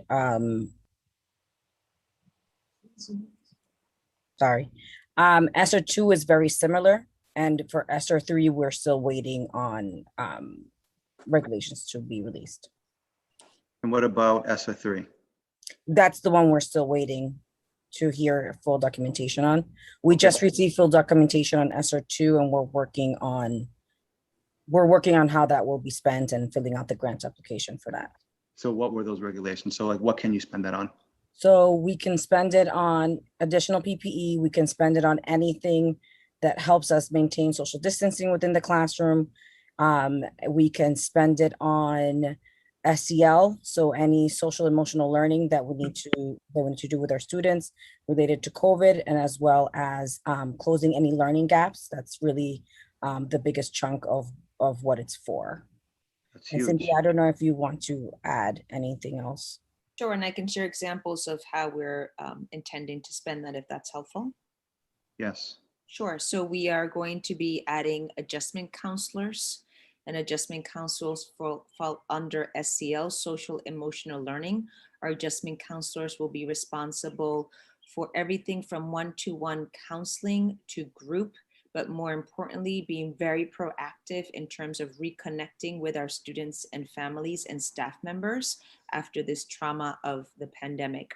Another example is us securing and ensuring that everything that needs to be cleaned and health-wise. So we'll be adding additional time to the custodians, for example. So there'll be shifts that start from the beginning to the very end and then all the way around, about 7 days a week. So that's additional funding that goes towards that. And a final example includes things like the current digital resources that we've been using remotely that get transferred now into the normalness of our new school year. So those are examples of how ESSER will be used. Great. So when I looked at the budget, it looked like there was around like 20 something million from ESSER. But yet when, I went online and I looked at to see what Lawrence was receiving, it looks like, so for ESSER 1, around a little more than 6.3 million, ESSER 2, a little more than 24 million, ESSER 3, more than $54 million. And, I'm just interested in sort of understanding why we're only within that document. I only saw $21 million listed for ESSER and not the others. How does this, yeah, so let me stop there because I'm just trying to understand like this extra money, what does it mean? Sure. So I just want to remind you that we do start our budgeting process fairly early on. So you only saw what we knew at the moment in time when the book was created and we were going through the budget process. So as updates come out, obviously, we're not able to go back and incorporate it into the book. So we start our budget process in December and we finalize it towards the beginning of March in order to be able to go through our budget hearings. So we put in the best information we have at that moment in time, and then we adjust accordingly. So for example, when we started to have our planning meetings in regards to ESSER 2, we were working off that number that you have, the 24 million. When we were creating the book, we worked off an estimate just because we knew it was a large sum and we wanted to include something on behalf of that. And we did not include anything for ESSER 3 because nothing was, ESSER 3 was being discussed, but we had no clue at the time of the creation of the book what it would be. Right. Yeah. So I guess so. There's an extra 10 million coming from 1 and 2. Never mind ESSER 3. How are you planning? I think that there's, for us, I think within all the departments, sometimes there's like, sometimes there's shifts, right? And, when the shifts are $50,000, $100,000, that's not necessarily a big deal, but like 10 million sounds like a really big amount. So it sounds like you've been, even though this book was done December, January, since then, these last 6 months, there's been some discussions around there. How are we going to use the extra $10 million or Sure, more than $10 million? So actually, so you're seeing in the book, you'll see an additional 11 million, and that is detailed in the presentation. There actually is not ESSER information budgeted within this budget book because it wasn't possible for us to do that at the time. So we started budgeting for ESSER 2 literally within the last like 3 weeks because of when the application is due. So when we finalized this budget, but this draft of this book, it was the beginning of March. So there was no budgeting for ESSER 2 money completed for the purpose of this book. Okay. The amount was included because obviously the LAE board, similar to what you're saying, also wanted to make sure we included some representation of it. But in terms of our actual budget, this was not included. What you're seeing is an $11 million increase due to the fact that when the SOA regulations were passed, the formula for Chapter 70 funding was also changed. So that is what contributed to the increase of the $11 million. So what you're saying is that essentially there's gonna be a $24 million that we're gonna be getting, or we've already received. We haven't received yet. That we're gonna be getting for next year, maybe more, depending on what ESSER 3 is. So what does that mean for your budget, right? So if this $24 million is coming in, Yeah, so what it means for our budget is essentially what Cynthia was explaining to you earlier. We'll be able to add, and I don't know if Cynthia, if you want to give additional examples. Sure. So I think it's important to note that we have an internal process that starts with the leadership team, includes Maciel, of course. But more importantly, we need to then go back to principals and their school-based teams that include T-shirt leadership teams in order to match their school-based goals to the district goals, to the financial goals that we have, and then reallocate those funds. But they have to match the current goals that we have. So the process involves multiple stakeholders before we can draft it and then submit to ESSER 2 and any of the additional fundings. I hope that when this, because I'm sure the city council is probably going to have to approve the city taking this grant. I hope that when it comes time for us to do that, that what we see is not just the 24 million in bulk, but we actually see at least not necessarily complete granular details, but at least big picture details as to the plans for how this is going to be spent. Because essentially it's $24 million. So I think it's important for us. It's almost like it could essentially be several of our other departments. That $24 million could cover several of our other departments. So I think it would be vital for us to have a really good understanding of how this money is going to be spent, what schools that money is going to be going to, whether it's 24 million or even including ESSER 3, any of that $54 million, because it's a big question that a lot of folks have been sort of wondering how it's incorporated into the budget, and I appreciate that both of you were able to give us a good explanation for that. Moving on to, hold on, just go to the page.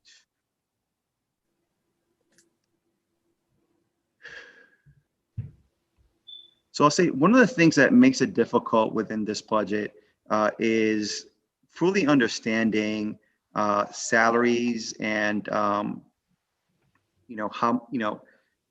what positions are, how much different positions make. One of the things that we see with the other departments within the city budget is that not only does it go line item by line item, but we're also able to really go into the granular details and really learn like how much is being spent on specific things. Sort of like if it's salary, we'll see, you know, the titles of, you know, for example, if it was LPS, it'll say 20 teachers, principal, and like you'll be able to see the amount. Before receivership, this is something that used to take place. I think, you know, it was changed, and you know, at the moment, you know, maybe it made sense because the state was sort of new within that receivership. But now we are, Councilor Rodriguez, we're not at the 10-year mark yet. 10 years in November, but we're coming close to the 10-year mark, and next year will be the 10th budget under receivership. I think that we need to start sort of just like receivership has entered this new phase where there's the LAE board instead of it just being the superintendent being superintendent and receiver. I think that as far as management within the city council, regardless of receivership law, we still you know, have to approve funds, and we still have to approve this budget. I think in order for us to do our job correctly, it is important for us to get to those details. So, you know, one thing that I'll mention as we think through, as you guys are thinking through next year, it sounds like you start your development process or your budget processing in December, which is 5-6 months away. I think it's important that we look for that, and we, you know, I can only speak for myself, but that we have a budget that is similar to the budgets that the other departments present, because I think it's important for us to do our job, ensuring that funds are being spent in the right way, and at least create some transparency. So my question is, I was trying to find the page that talks about salaries as a whole. So yeah, okay, yeah, I got to it. So on page 12, it looks like, so are we essentially getting 34 new teachers? Am I right in that?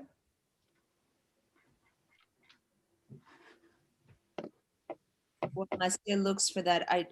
As you know, Councilor Payano, our budget is 90% Chapter 70, with the remaining being the city contribution. 80% of that is salaries and fairly dictated by contractual obligations. So we're happy to share with you the schedule of those contractual obligations, and more generally, you know, the 80% of our budget, which it really is, falls under salaries. I'm sorry, Superintendent Paris. I think maybe you misunderstood my question. So on page 12, it says that we currently, so last year we had 1,269 teachers and instructional coaches. This year we have where there's budgeted 1,303, and that's 34 new teachers and instructional coaches. So my question is, knowing that things have shifted a little bit, is it fair to assume that we're going to have 34 new teachers and instructional coaches for them, for LPS? No, I did not misunderstand you. I know Maciel was double checking that number to ensure that is the correct number. I was making a comment about how our budget is built and what it encompasses. Oh, yes. No, I'm aware. Thank you so much. Of course. Yep, so that is correct, Counselor. So, you know, our principals have autonomies in staffing. So, you know, when they come and present their budget to us, part of that process is, you know, presenting what their staffing composition will be. And so much like how Cynthia said last week, as long as, you know, it makes sense, we support it and we move forward with it. So yes, that does mean that there is an additional 34, because as you can tell in that page, there is a lot of shifting on staffing up and down and moving around. And so if they're able to support it with their budget and it makes sense for their school plan. Thank you, Ms. Jordan. So how much of the increase that's going into salaries and benefits are for those teachers and instructional coaches? That information I do not have at the moment, but I can provide at a later date. Yes, if you can provide that to us before Tuesday, I'd appreciate that. Let me just make a note, page 12, that you're going to send that information. Thank you. All right. So moving on to, I had some questions about enrollment, but I'll set that aside. Going to communications, I'm trying to find the right page. 1 second. Ms. Jordan, if you happen to know the page where communications department is, I definitely would appreciate it. Just scrolling down. So I just did a find. Okay. I believe it's on page 67. All right, thank you so much. Let me just scroll down.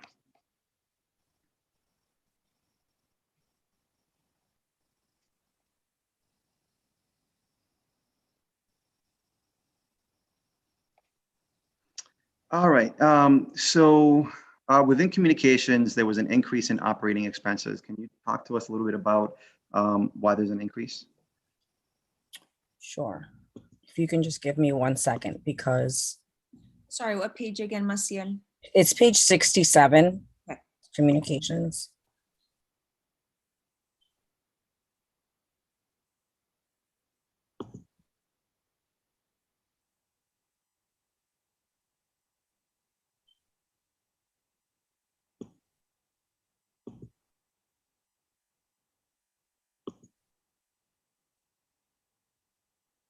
Look very quickly as well. I might be able to recall this. Oh, okay. So this is actually a shift from another place in the budget in regards to the copier leases that we have. So it was previously in a different department. And so we moved it into the communications department to cover the copier leases in the right place. So there is a $60,000 decrease in which department? Oh, it's throughout. So what happens is that we're trying to figure out how to centralize our copy machine prices. So as you can see throughout, well, it doesn't go into this much detail, but what normally happens is that when we level fund the schools, we level fund their copier lease.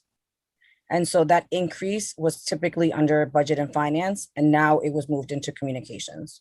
So that's all that was. It was just moving it into a different department.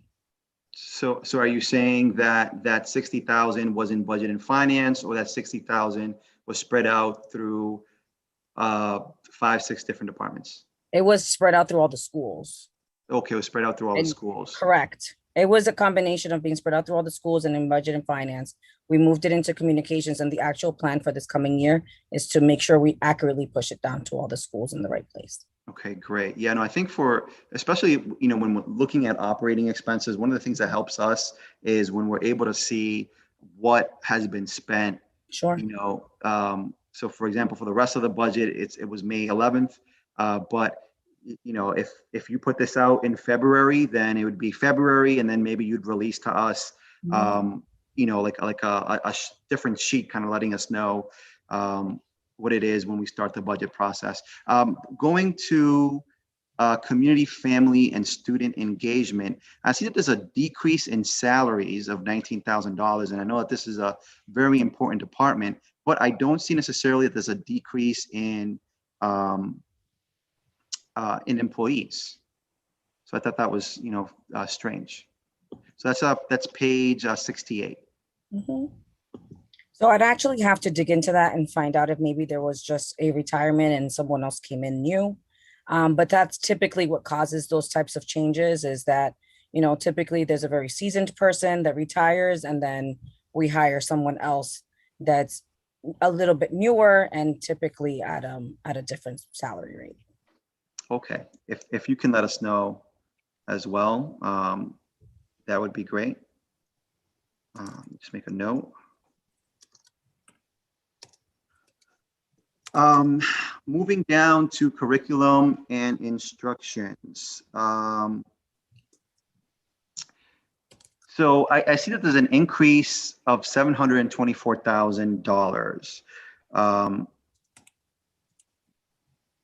Like explain to me a little bit about this department, because I'm assuming that because it says here there's 4. I'm sorry. Sorry, this PDF. Could you maybe share the page you're on? Because I tried to do just a search find. Oh, it. yeah, sure. It's page 69. Thank you. So on page 69, like I'm interested in learning more about this department. One of the things that sort of throws anybody off is that when you look at curriculum instructions, you think like, oh, like maybe this department has all, it's listing all the teachers, or this is just specific to teachers within LPS. But I'm seeing that there's 11 employees, and there's a salary of $1 million, and there's an increase of $700,000. So I'm assuming that just seeing that out of the 11 employees, 7 of them are administrator. There's an administrator, 6 support staff, and 4, I'm guessing, are maybe instructional coaches, since they wouldn't be teachers, but they amount to $1 million. So I'm just interested in understanding sort of, the why to that. Why are you increasing it by 9 people? And how does again, since we cannot see sort of how this money is tied to these new different positions, we don't know where most of these increases are coming from.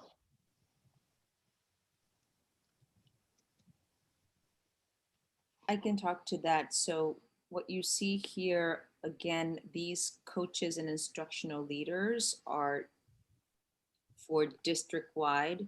As an example, we have someone who is specific in the expertise of math, and then we will have someone who supports with ELA. We also have folks who are by zones. So we try to make sure that it's actually a very lean curriculum and assessment department, because our schools have autonomies. And so they do hire within and have their own instructional coaches, both for content and different levels as well. So you're right, it's hard to say like where do they belong, because some of them are district-wide, but most of them are housed in the schools. And then they belong to the curriculum and assessment department, because that's where they get their support. That's where they come back to collaborate, etc.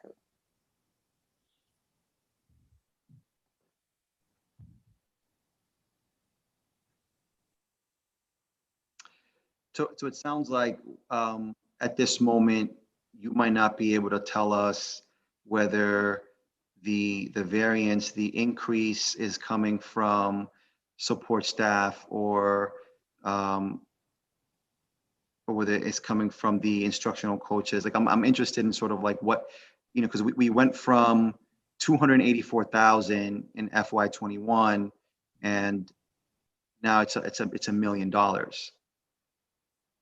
you saying in staffing specifically? In salaries and benefits, yeah. Right, so we've reorganized the way we house and support and where they live, if you would, the different coaches. So we deploy them district-wide versus some are housed in the school, in different schools, and then some are central. How do you determine whether these coaches will be housed centrally or within the school? Yep, schools will come to us with the request, and if they don't have the budget for it, we sort of loan them, but resource them out. And so we house them temporarily, and depending on the needs across the district, they get shared. As an example, we have schools that are sharing one person. And so that's when they're housed in this department. Some schools can afford it and have, via autonomy, converted a teacher position into a coach position, so it gets housed in their own budgets. So it really depends what the school wants to do with it. Okay, I can kind of understand sort of the logic behind the instructional coaches. It looks like there were 4 instructional coaches that were perhaps in different schools, and we're taking 4 and bringing them into the central office. But can you talk to us about support staff? We're increasing it by 5. What's the need for that? Same process here, where if the support staff, the school is requesting a support staff, but their budget cannot allow for it, then we house them centrally and then redeploy them to the schools. Interesting. Okay. So moving to ELL services, which is the next page, which is I think extremely vital, especially in communities like ours. Can you, talk us through a little bit about what this department does?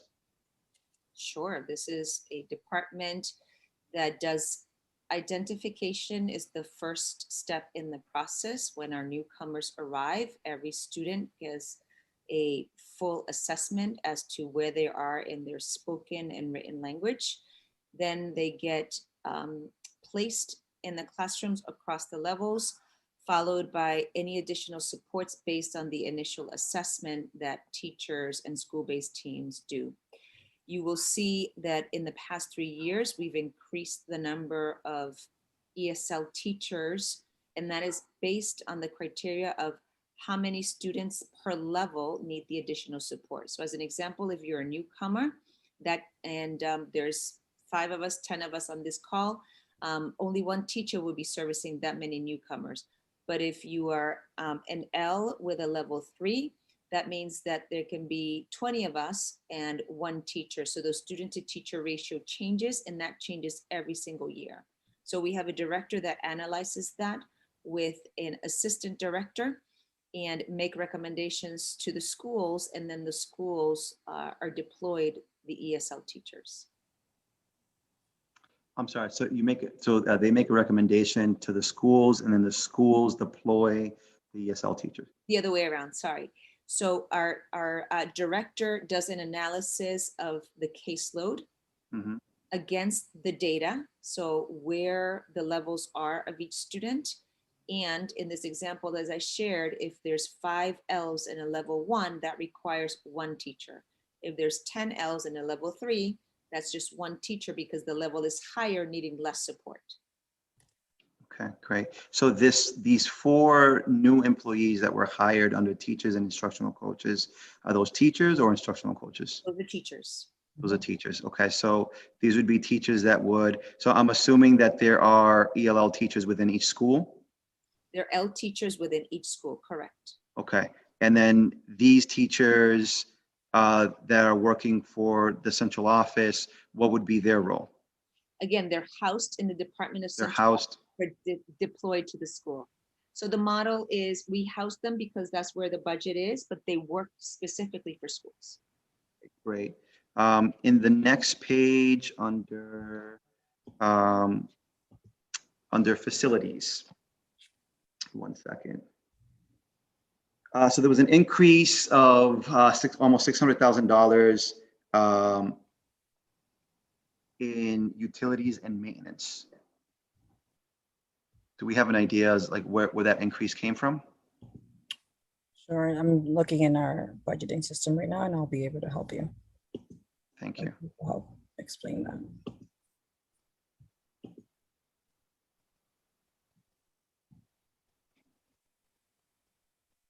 So that is pretty much in regards to an increase in supplies for that department. So they pretty much have, there's been an increase in the leasing for that department for the vehicles that they're leasing, increase in car insurance. There's an increase.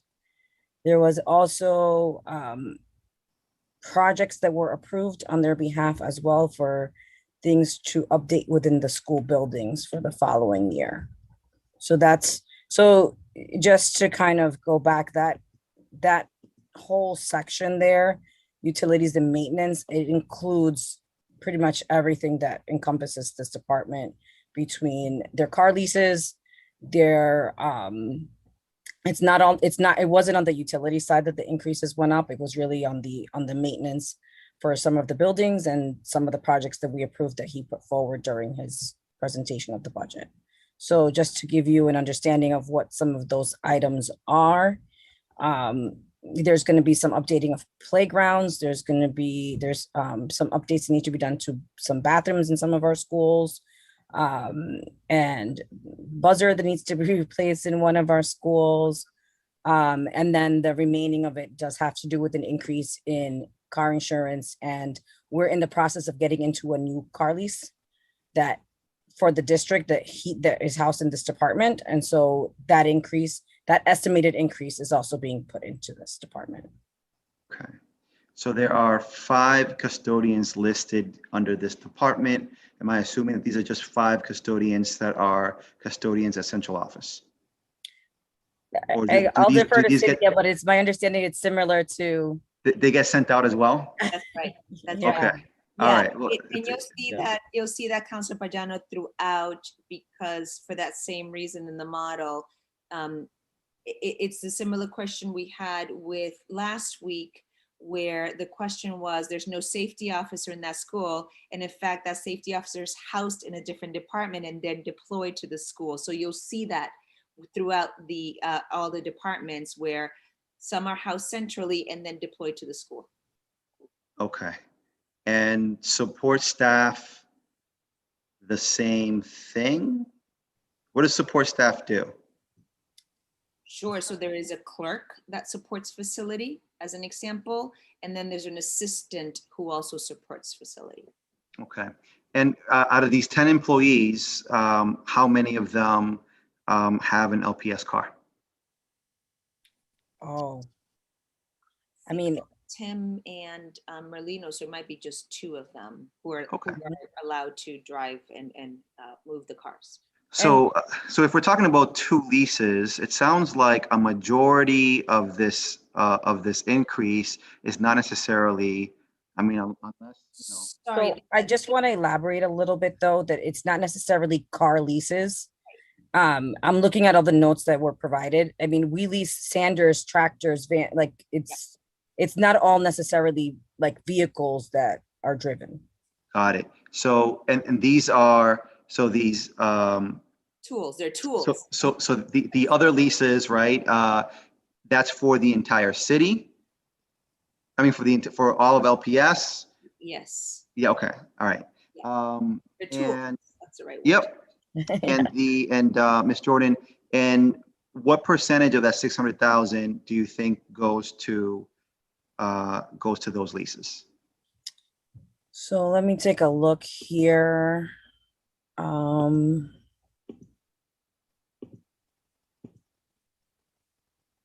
So I would say probably about it's about 200,000 that goes to it from that 500. So not more quite half, but.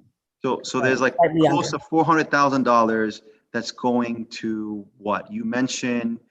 So here's one of my concerns. I think historically LPS has taken on the role of the city because there are certain things that the city should have been doing that the city didn't do in the last 20 plus years, and then LPS ends up taking it on. I think it's important when if LPS ends up doing that it is clear and transparent, not just for city leaders, it's our councilors, our mayors, our reps, everybody to clearly understand sort of that's being done, because it means that more funds should be put into it. And it also means that it wasn't a mandate. It wasn't something that LPS should have done. It was something the city should have done. So these $400,000, you said that there's going to be certain things that need to be renewed. Can you give us a little bit more specifics on that?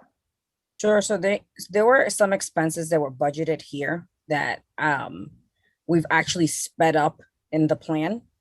So for example, there was money allocated towards fixing windows at the Rollins School that will actually no longer be in this budget, because like I said, the budget gets done at a period in time. And since then, funds have been identified and the work will start, I believe, according to what we've been told, it will start next week. So there was a budget in there for replacing the windows at the Rollins. That actually will start now under current funding. I can say that we are actually able to put forward more than what was budgeted due to the fact that we had to speed this up.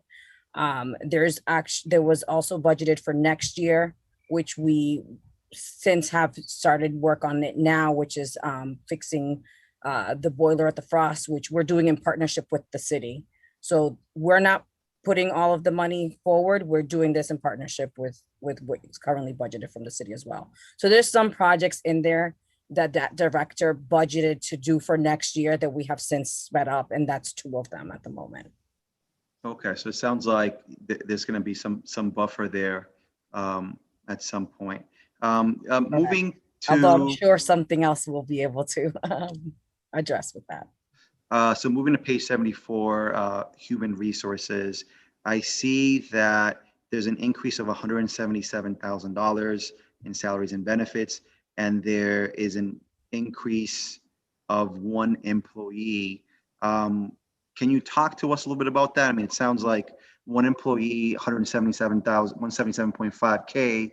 I'm just wondering, like what the role of this employee is, sort of like the reason behind, the budgeting to hire this person. Yep. So that was actually, oh, sorry, go ahead, Cynthia. Go ahead. So that was actually one of the departments that was somewhat like reorged, if you will. We had a person leave whose position was split between 2 people. The person in charge of HR was moved into this department and was in a different department previously. So that increase you're seeing there is a combination of that person's salary being moved in and also contractual obligations that simply increased. Okay, so you're saying that the salary of the person in charge of HR wasn't in the HR budget before? Correct. Okay, the person in charge of HR previously was actually the COO. This time there is somebody dedicated to HR, so that salary is there. Okay, sure. I mean, we're dealing with a new budget, so that makes sense. I think one of the things that we end up doing is if there's one person that's taking on various roles, you see in the department the percentage of time, and then within that department you see that salary there. But moving to the IT department, there is a hiring of 6 new people. Can we just talk about like sort of the reason behind that? Yeah, I'm happy to talk about that. That department has been understaffed for many years, and this pandemic revealed the harsh reality of trying to manage over 2,000 employees who were taxing our bandwidth and needed additional supports, including 14,000 students who needed Chromebook assistance and parents needing Chromebook assistance. So it was a rude awakening, and our IT department reminded us there's no way they can support that many devices and software and hardware with the small crew that they had. Okay. Moving to page 78, special education. I see here that we're losing a therapist. So one of the things that, I think it took me a bit within my school committee career, for lack of a better word, for me to fully understand the issues that go on special education, not just in Lawrence, but across the state. And, meeting with parents since then, I understand sort of the importance of the different therapists within the school department, and also that we consult out. So I'm interested in understanding why we are seeing that whether there's a therapist or assistant to the therapist, I'm not sure exactly what the assistant's role is, but we're seeing 1 less employee there. So I'm just trying to get a better understanding. Yep, I can also answer that. So actually, you'll be pleased to know that we've added additional therapists, and they include everything from occupational therapists, physical therapists, and speech and language therapists. and those are under the SOA funding. In addition, we have, I think some of them are now school-based. So in fact, we haven't decreased them. This is a priority for us to continue to get the bench deeper to reduce caseload in order to provide the continuum of services to our students. That's great. So you're saying that, and I would find those increase in therapists where in the budget? Well, let's see where they are. I can get Maciel to help with that. But So I just want to state that some of the SOA funded initiatives were some of the things that we also are looking to fund under ESSER as well. So that will be something you will more likely see when we give you that budget. But typically the shifts can go anywhere from the school's able to now support it. And so my assumption is going to be that this one was shifted down to the school level and the school was able to take it. Any of those other additional ones you will see in future budgets, either with SOA or ESSER. Okay. So it sounds like this increase in therapists we will see, or we might see, when the grant additional funding comes in. When the additional funding comes in, because currently SOA funding is not, we're waiting for an update from the state on SOA funding. Because I think that in my notes, I wrote down that this -1 on therapist was listed, and maybe I wrote it wrong, but it sounds like it was listed at the beginning when you were listing out all the new positions and the lost. It looks like it seemed like we had lost one, but that's great to know that even though in this budget we're losing one, when this new money comes in, there's going to be an increase. You know, my worry is just that next year when we're budgeting, we probably are not going to be budgeting on ESSER. I mean, maybe there is more money that comes in, but if not, we'll be looking at this current budget, which has one less therapist. So I would, I would just say that I think it's a very, very important issue. So when you guys are budgeting for next year, I hope that you really think about ensuring that whatever amount we had, for this school year, obviously not enough. I mean, I think even if we doubled it, probably wouldn't be enough to really meet the need that happens here. But I think I'd rather gain than lose, or at least not losing. But moving to our next page, 79, support services. There's a decrease of $400,000 in salaries. So if just an explanation of student support services, what it does, and why there's a decrease. I can speak to what the department does, and Maciel, you can jump in here. So student support services is the department that, just as the name says, does the continuum of services for students, including special education, social emotional needs, counseling, not mental health, nursing services. So that's the continuum: mental health services, nursing services, and special education services.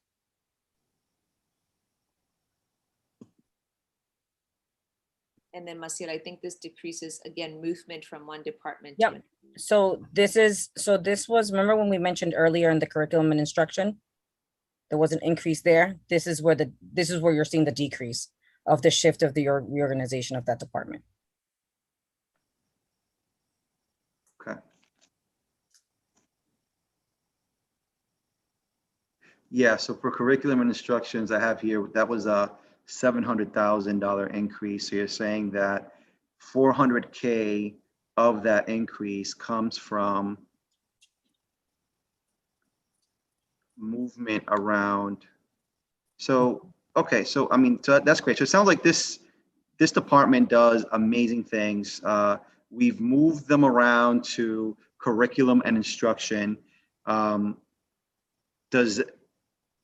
the services that were provided during this school year, are they going to be able to provide the same level of services next year when there's less people within that department? actually more, because again, under the SOA plan, and I think we share this in our priorities, we're adding adjustment counselors, which fall under this Department for Student Services. And that is part of the mental health and social emotional needs of our students. So we've added quite a bit of staffing support for this department. So, I understand that, Superintendent Paris, and I think I mean, that sounds amazing. That sounds like, you know, when that occurs, when we sign that off, like, you know, we got to celebrate because that's amazing. But at the moment, the budget that I'm looking at doesn't necessarily have that. So if I go by this budget, right, it sounds like we'll be in a weaker place. What you're saying is that once we have this money, once this money comes in, a lot of it's going to be spent within this department. What will that mean for the following year when we don't have ESSER? Do you foresee us kind of reworking the budget and bringing those people, you know, certain salaries back in here? Right. So Ashley, I don't want to misspeak here. Those are not all on ESSER. Those are on SOA and the additional Chapter 70 funding. Okay. And Yep. again, those are housed directly in the school. Got it. So essentially, this would be potentially money that would be coming in every year. Correct. These are in the fabric of every year. These Correct. CPEs will not go away in 3 years. All right, perfect. Can you just go over the Department of Talent Services? It sounded like it was like HR. No, so Talent Services is actually where we house programs like One Goal and our partnership with Teach for America. And those contracts live in that department. How many contracts or consulting organizations live within this department? Let me take a quick look. I believe it's just TFA and One Goal. I don't think there's anything else in there, Okay, but I will confirm that for you right now. thank you. And when you have a moment, if you can just email us what the amount is for each, we'd appreciate that. Sure. So just to give you a breakdown, the stipend amount you're seeing in here is mostly funded from Title I stipends. And then the remainder is for those two contracts, which I will give you the breakdown of those two after the fact, because I don't currently have that available. Okay. So my next question is, how are union negotiations going? At this moment, we are not under discussions with the union. Okay. Is there a contract that needs to be renewed? There is. And for how long have you been in process? So when did the last contract come due? That contract expired last June. Last June, so we've been there for a year. Are there any at the moment? So can you just talk to us about sort of like where we're at and, you know, where we're planning on going, whatever you can share? I'm afraid I can't comment on discussions with LTU, but at this moment we have an expired contract and we hope to start those discussions very soon. Okay.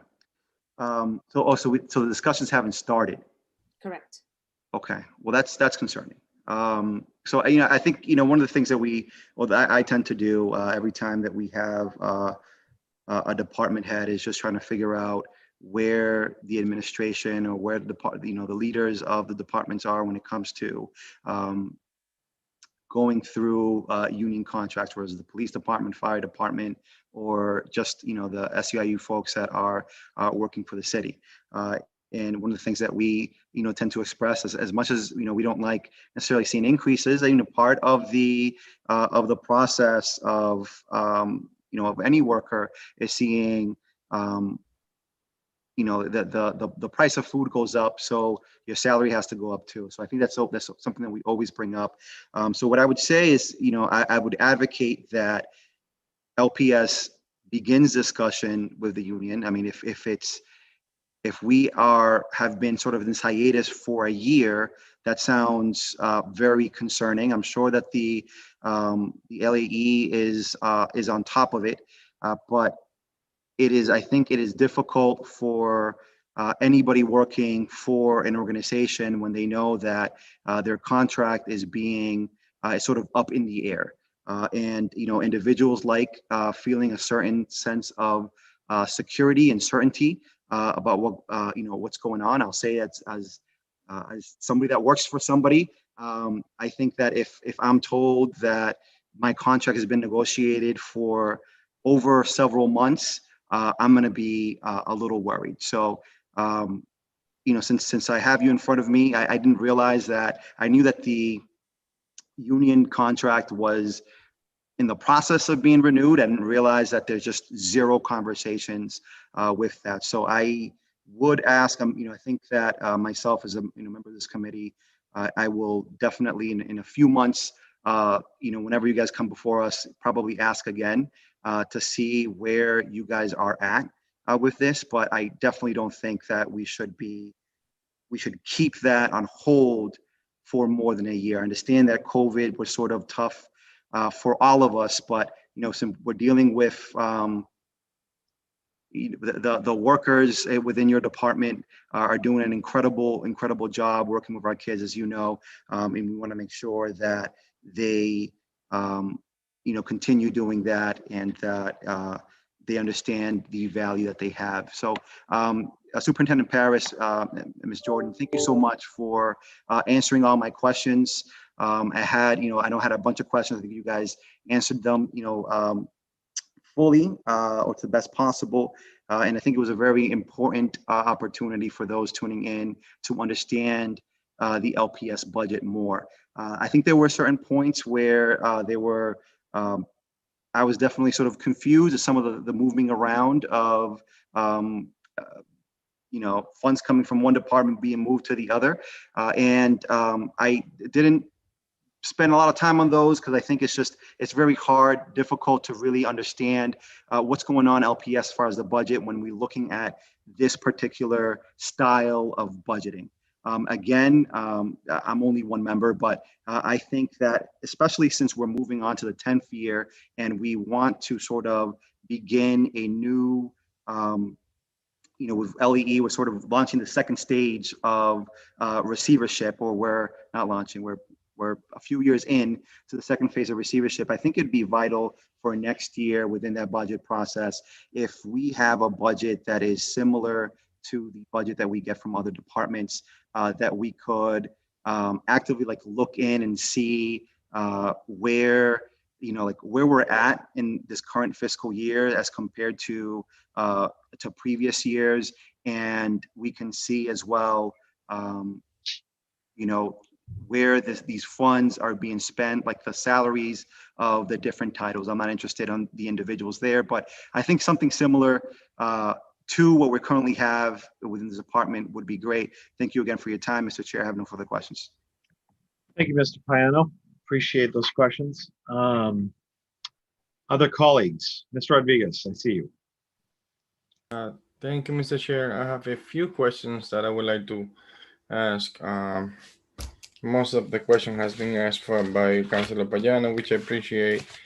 But within the budget presentation that we got last week, the priority number 3,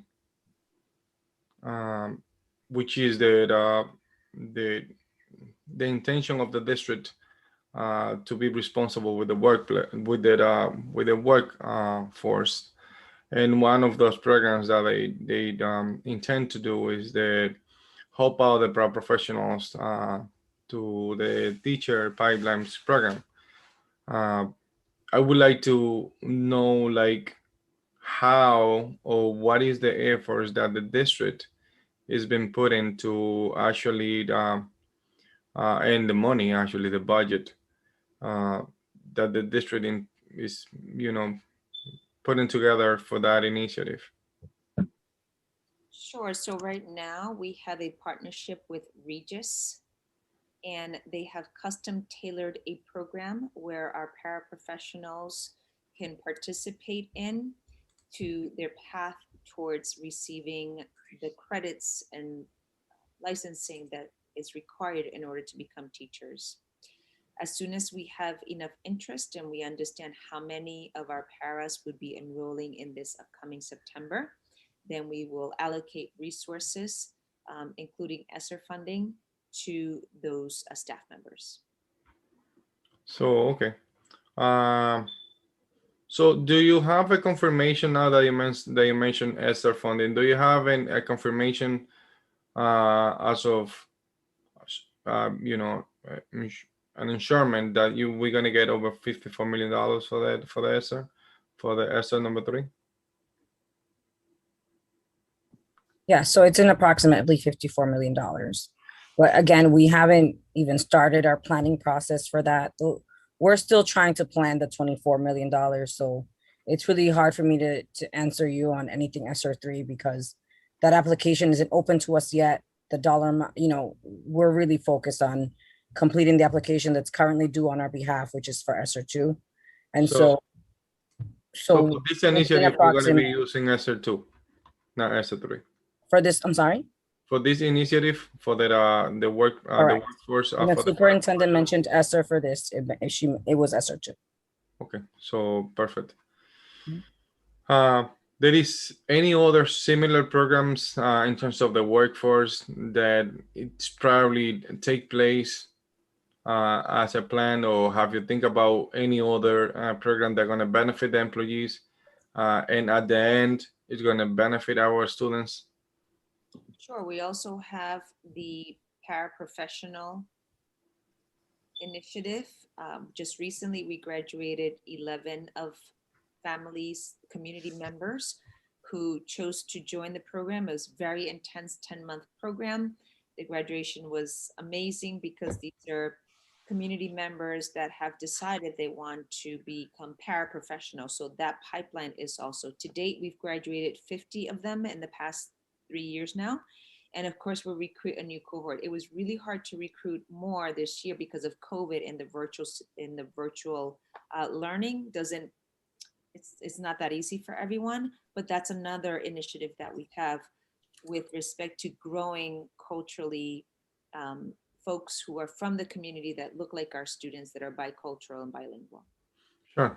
Now that you're mentioning hiring, I would like to just, talk about a little bit in terms of laying off. Did you lay off any teachers or a significant amount of teachers on this budget? We did not. None, or no layoffs? So everybody's back. So there is are you taking advantage of any state-funded programs to provide the research for the paraprofessionals that allow them to become an educator? I'm not aware of any state-funded programming. Is that what you? Yes. I'm not aware of any of them. I think what we've learned is that we have to customize the programming for our specific needs in our community. And that's the path that we've taken. And so far that's been successful. And let me ask you a question, just for the general public that probably be able to, they're probably gonna look at us talking about the paraprofessionals. What are the programs that are available in the community and how people can get involved on those programs? I know that, through the Adult Learning Center, there was a program and including LCW. But tell me more about that and how people can get involved in that. Yes, certainly. That's the one that we're very, very proud and has been successful for the past 3 years. Exactly the one that you mentioned, which is we recruit members of our community, and you can absolutely check in with the Adult Learning Center because it also involves taking ESOL classes. It involves taking prep classes for the exam to become a para. And of course, with Northern Essex, who is the other partner in this initiative. So it's the Adult Learning Center and Northern Essex. All right. So can you share with the public, including us, anybody that would like to go into this field, how much they probably gonna get paid if they get hired by the school department here in Lawrence? Sure, and Marcian could give you an average of what our paraprofessionals make. But I think more importantly is the job satisfaction that people speak of, their ability to be able to be connected with students from the community, their ability to enjoy the same benefits that teachers and administrators get, including the school year calendar and vacations, those kinds of things that matter to some people, and a steady job that is longevity, and it's a profession, it's a respected profession.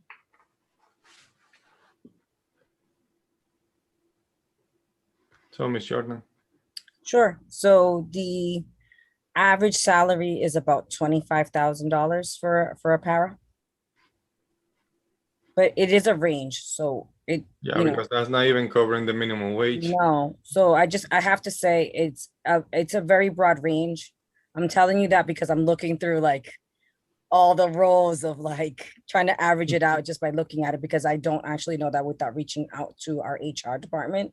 So I'm giving you something very rough just from me having eyed different salary ranges that I'm looking at, but it could range anywhere from 25 all the way up to 30 to even 32,000. And it would depend on experience. It would depend on education level. It would depend on, there's just so many different factors, as you can imagine, like with any other position.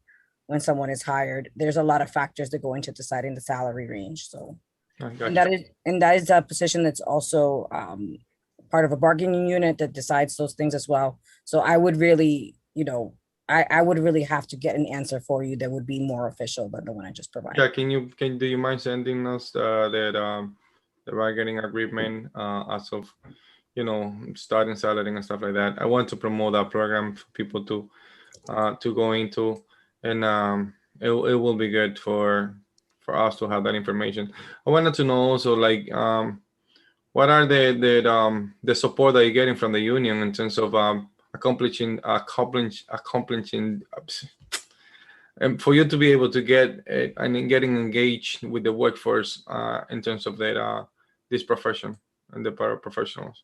I mean, so you're asking for the collaboration between the union and the school department, yes? Correct. Sure. So just today, as an example, I spoke to the union president of the paraprofessionals, and our conversation today was very specific about a systematic professional development and training for our paras. And so this is off the records because we haven't discussed it with anybody, but I don't think it's a big secret. Her and I want the same thing. We wanted to make sure that paraprofessionals get additional training in math, literacy, and social emotional as we begin the new school year and after this pandemic. And her and I agree that giving the paraprofessionals this additional training timely, like right before school starts and throughout the school year, and giving them choice is the right approach. We just had this conversation. All right. Can you please tell us now that we're talking about unions, there is 2 more questions about unions. Are you in the process of negotiating with that union, or the conversation haven't started yet? I know that you mentioned before to Councilor Payano's questions, conversation haven't started, but at least with the professionals, have you talked about, possible agreement coming up soon in the near future? The current contract with the paraprofessional does not expire for another year, so not yet. Okay. Another thing that I would like to talk about is the school sizes. There is a plan, a program, or an idea as of how we're going to be able to accomplish a better ratio between teacher, paraprofessional, and students at our Lawrence School Department. Class size is an issue of space in our schools. As you know, we have 2 MSBA projects online on this very issue, and we've requested additional seats, which the MSBA has granted us. So the reason for the larger class size, and by large, I mean could be upwards of 29 students, is because we don't have enough space in the city and classrooms to actually house our students. the city population continues to grow and we do not have the space for our students. Yeah. So there is a lot more than just the space. There is other factors that go into that conversation, but the space is one of the main concerns. Last night we were discussing a possible building that we have in the city of Lawrence, and a letter was sent to you, to your department, for you to get an answer to the city council as of a need of a public space that we have that is a former school. That letter was sent to us. That letter was sent, or the question was sent to you today, and I hope that we can get a better or a good understanding of the issue of spacing and the student ratio on that response, since the spacing is an issue in the city of Lawrence. So that was sent to you in regard to another, you're probably going to see the email tomorrow that it was discussed. So I have another question. If I may, Council, I was actually able to pull up the para bargaining agreement, which is available on our website, and I could actually answer the wage question for you a little bit more officially for you. Thank you. So for a group 1 para, the starting salary rate is actually, they're paid hourly. So the hourly rate for a group 1 starts at $13.50, and the top range on that is $19.11. For a group 2 para, the starting pay rate is $14.79 an hour, and the top rate on that group is $20.40 an hour. And then for a group 3 para, the starting rate is $16.83 an hour, and the top rate in that group is $22.44 an hour.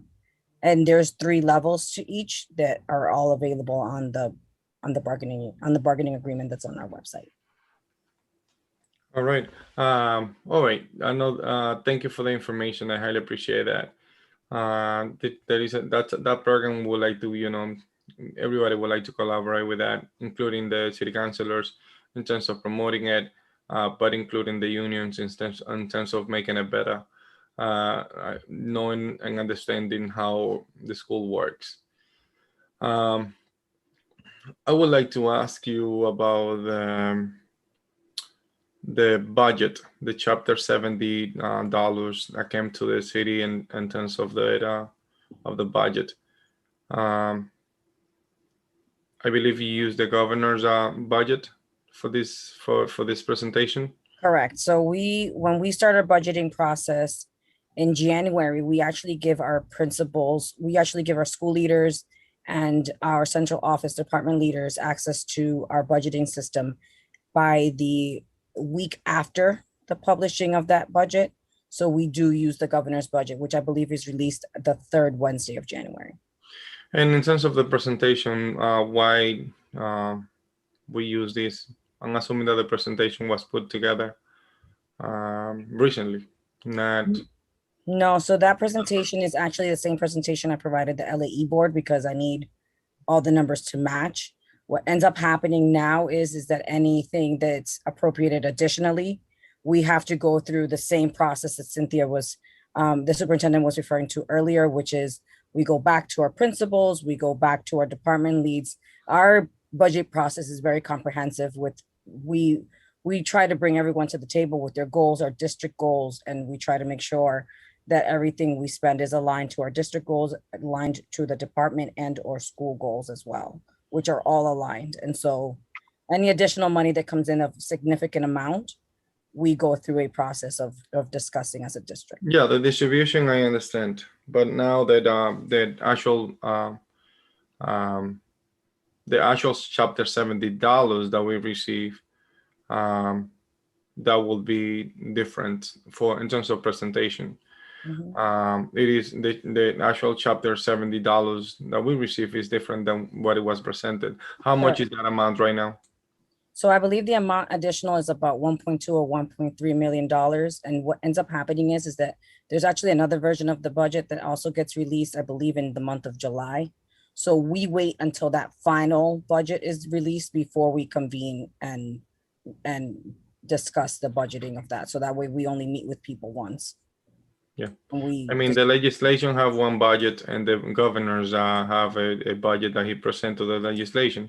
Mhm. Obviously, on this case in Massachusetts, a lot of the time the legislator budget increase in terms of education. That's been the history the recent years, if not decades, that it have increased quite some time. And this year was not an exemption. So next time when you present the budget to us, I mean, try to kind of like, probably get a little bit more accurate in terms of Chapter 70, because I personally look into that, and I would like to make sure that we get presented the right numbers. When it comes to the budget and the budget similarity between the city and the school, basically every department in the city of Lawrence have a similar budget, except for the school department. But it is not. This is not always like that. When I was on the school committee, which I served at the school committee since 2013 to 2015.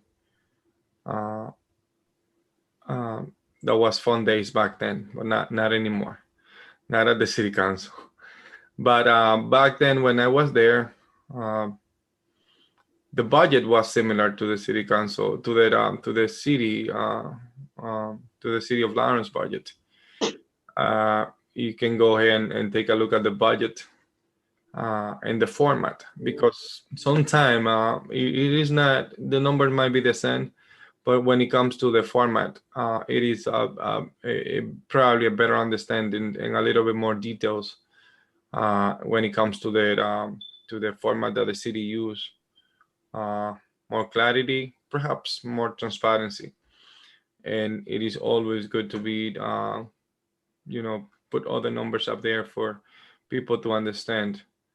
And like I said, the total budget for the city of Lawrence, I believe, is $324 million this year, and it's about 73% of that budget is the school budget. So I think it is important for us to kind of like, maintain the consistency of the project presentation. I mean, of the budget book and budget book presentation, because it will be definitely a lot better to read for us and for the public. I wanted to just, I was looking into it. Most of the questions Councilor Payano already asked, but I was wondering about the stipends in general, and one that come to mind was page 71, and that's the facilities. The stipend on there it's about $1 million, $950,000. Can you give us a little bit of explanation as of why that stipend is that high? I mean, what is that involved there? Or there is all the other budget item that is not spelled on the budget, but is under a stipend? So that's to account for any custodial overtime, which on a year where there's a lot of snowstorms is quite significant. And that, I mean, I know that snow days are really the biggest driver of our custodial overtime. In current times, our biggest driver obviously has been COVID. But Cynthia, I don't know if there's any other item, but it's my understanding that that's it. Because I mean, whether school opens or not, whether snow day or not, they're there, and that's what they're doing. So we kind of have to take care of that regardless. So we always budget for New England winters. So essentially, that's not on a stipend. It's overtime. Mm-hmm. Why don't we call it as it is? I mean, we'll take that into consideration. We can do that. But that's typically stipends cover overtime and also stipend payments. Gotcha. That's where both of those go there. All right. And if I'm not mistaken, Cynthia, some of that has to do with language in our bargaining units as well, in regards to whether we're paying, we're calling it overtime or calling it a stipend for extra duty work. I feel curious about the different budget for the schools. Different schools have different budget. So let me ask you, and probably I know the answer, but I mean, is every school have different curriculums? I would say that in the elementary school, what you will see is pretty consistency in the ELA and math. In the middle schools, there is a bit more variation, specifically in the math. And of course, the high school is completely different. So because of the autonomies, and I think that's what you were referring to in terms of knowing the answer, schools can choose what curriculum to outfit their schools with. But we do have quite a bit of consistency in the elementary right now. So the elementary is very consistent throughout the district. And then there is consistency in math and ELA. There is consistency in ELA in the elementary, and there's consistency in science in the elementary. There's more variety in the middle schools. Motion to go past 10. So move. So move. Second. All the Clerk Garcia, please take a roll.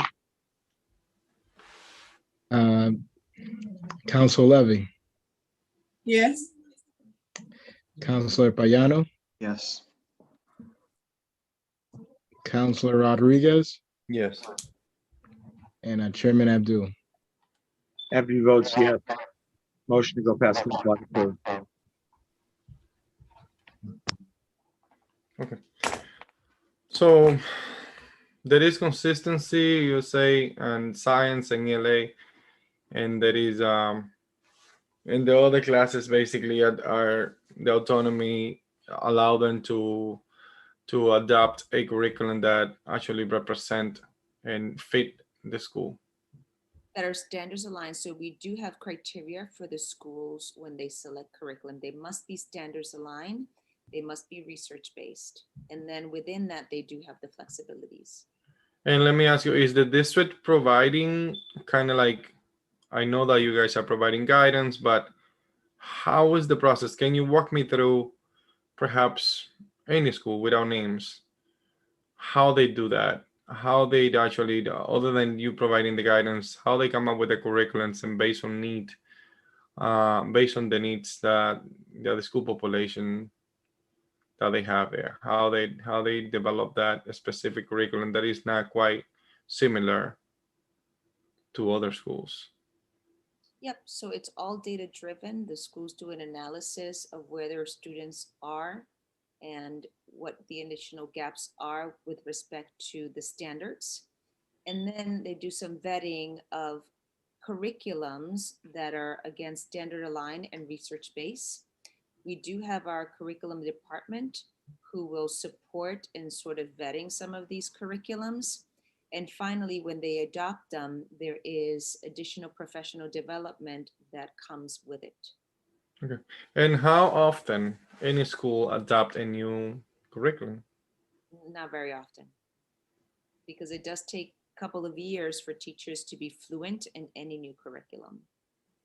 And that's the teacher. Imagine the students. That will be tough for a student to start on something and then going back to doing something else. Have you thought about having a consistency throughout the district in terms of the curriculum? What we honor is the flexibility and the autonomies, and we believe that teachers and school administrators know best what to use, what tools to use in order to meet the standards. Yes, sometime, but I mean, I guess that the conversation has been very reliable and you know, students, I mean, on the teachers loving what they're doing. But as you all know, as we all know, not everybody that having a job love that job. I'm not saying that that's the case with the teachers, but I mean in general, as a human being, not everybody that is doing a job love their job. So basically, what about if we find a situation that this person is just doing that because they have done it for 15 years and not because they love doing it, and they don't make the proper changes, but they sell the idea that it worked for the students, but it actually doesn't work. And I know that MCAS probably gonna the MCAS or any or the MAP test gonna reflect that data. But how are we gonna ensure that our students and the standards for our students' education is up to the level that are gonna allow them to be successful? I'm unclear, but I think you're asking if we benchmark consistently and if we have oversight of academic progress. Is that your question? My question will be basically that in regard to, relying so much on the autonomy for any school, if that could bring an issue in terms of not having consistency on the curriculum, because as we all know, there is people that they love what they're doing, but there is others that they probably don't. And the fact that they have done it for quite some time, they feel comfortable, and they not necessarily looking at making the proper changes to allow the student to be having good standards in terms of education that going to ensure the student that they successful in terms of their education. So we do have benchmark data that lets us know exactly where each student is. We do know, but we have benchmark data that tells us where each grade level is. And more importantly, we do have benchmark data and summative data that tells us how the district overall is performing. Is that data based on the MCAS result, or that's based on any particular standardized test? These are formative data, so they're timely data. It's the summative data that you're referencing, MCAS, that's sort of the final goalpost. But along the way, we have formative data. We have end of unit assessments. We have end of standards assessments. So along the way, throughout the entire school year, there's formative data that our teachers are collecting and our principals are analyzing. And then centrally, we also get to analyze. Okay. So I'm gonna ask 3 more questions, and I'm gonna just allow them to answer them all together. The dropout rate and the graduation rate. When I was in the school committee, that was the topic when Riley was there. I haven't heard that for a while. Obviously, at the school committee level, I have more access to that information, and the conversation that I have with Riley, but was based on the dropout rate and the graduation rate. Obviously, both of them being the opposite. I would like to know how the district is doing in terms of the standard for the students that graduate out of the Lawrence Public Schools. So just this past weekend, we graduated 725 students, and you were in attendance in a very proud moment. And our numbers for graduation continue to trend upwards, and our number for dropout continues to trend downwards, which are both good indicators. I do not have at the ready both those numbers, but we're happy to share those with you. All right, please. How many teachers left the district that were not fired, were not laid off, but decide and choose to leave the district? In any average year, we have about 10% of teachers leaving for a variety of reasons. I do not have that number either with me today. But do you think it corresponds to the average number? I do not have that number with me, so I'm happy to bring that back to you. Okay, please share with us. I have one more question. Is that going back to the budget? Is the budget amount for each school correspond to the amount of students that they actually serve? Perhaps I give you an example. Is the amount of money per pupil that the Gilmet is getting correspond to the Bruce School per pupil amount? Just to put an example, or any school that is not close to these schools. Yes, that is correct. So do you have an average amount per student that each school get?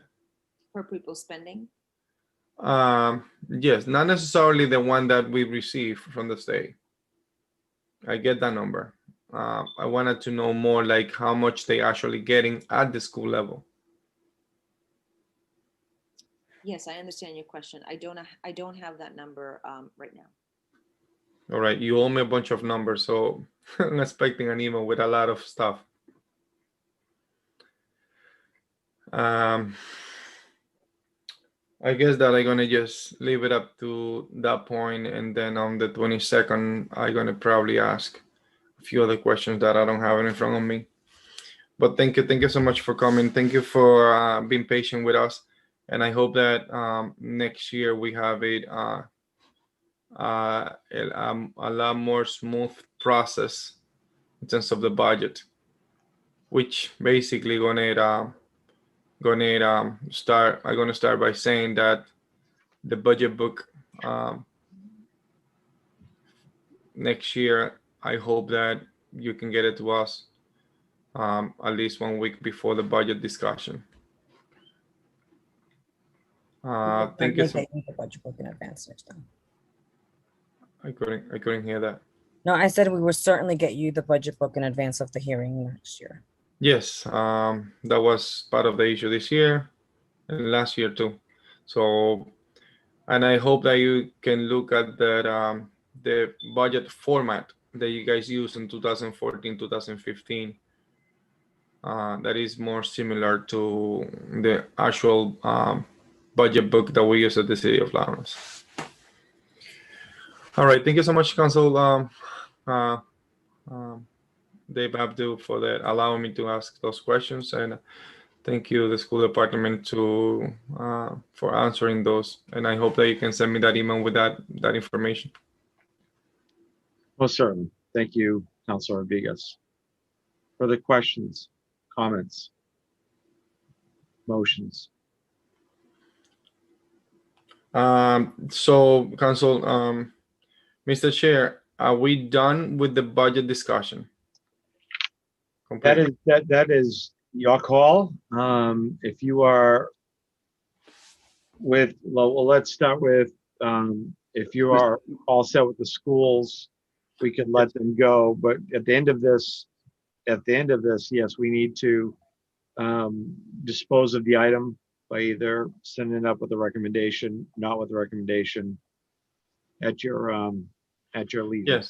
Yes, I would like to make a motion to send this budget fiscal year 2020-2022 to the full council without a recommendation for the discussion and point of information by Councilor Plano. So, Mr. Chair Abdu, did you say that you're looking to see if none of us have any questions to let the LPS go before we move on? Yes, sir. Okay. Yes. Are you good, Mr. Plano? I am. I just wanted to make sure that was clear. Thank you. Mr. Rodriguez, are you all set with Ms. Jordan and Ms. Barris? That's correct. Thank you so much. That's why I say thank you at the beginning. Yeah, thank you. And I'll say thank you so much. Mr. Payano's keeping me honest, so I'm just confirming all of this stuff. Well, not that I feel bad, because this is part of the process. We had a lot of questions. They've been here for over an hour. I want to make sure like there's no more. We're not going to be discussing LPS, so I think if they're already home, they can tune off now, unless they're interested in hearing the rest of the process, which is welcome on board. Council Levy, are you all set? Yes. Okay. Ladies, you're welcome to stay with us, but at this point, we're just going to wrap up the FY22 budget discussion, not focused on LPS. But thank you for your time. Appreciate it. Thank you all. Thank you. Have a good one. All right, Mr. Chair, I would like to now make a motion to send this budget to fiscal year 2022 to the full council without recommendation for the city council's discussion. Second. The committee report. Second. Motion has been made to send the FY22 budget proposal to the full council without a recommendation by Councilor Rodriguez. It has been properly seconded by Councilor Payano. Is there discussion? Hearing no discussion. Clerk Garcia, please take a roll. Councilor Levy, Yes. Councilor Payano, Yes. Councilor Rodriguez, Yes. and Chairman Abdul. Chair votes yes. So this item goes to the full council without a recommendation. At this time, I will entertain motions from the table, any tabled items, motion to adjourn, whatever you want. Motion to, that's for the budget? I mean, just for this committee? Budget's already gone through, so Your motion to adjourn? second. You scared me there, Counselor. No. Let's go through the tabled items. Are you kidding me? There's a motion by Councilor Rodriguez that has been properly seconded by Councilor Payano to adjourn. Any discussion? Hearing none. Clerk Garcia, please take a roll. Councilor Levy, Yes. Councilor Payano, Yes. Councilor Rodriguez, Yes. and Chair Abdul. Chair votes yes. Felix, I want to thank you and John out back and everyone for your assistance making this happen the last 4 days, 4 meetings. Thank you. Thank you. Everybody, Good night. thank you guys. Have a great night. Good night, everyone. Take care. Be safe.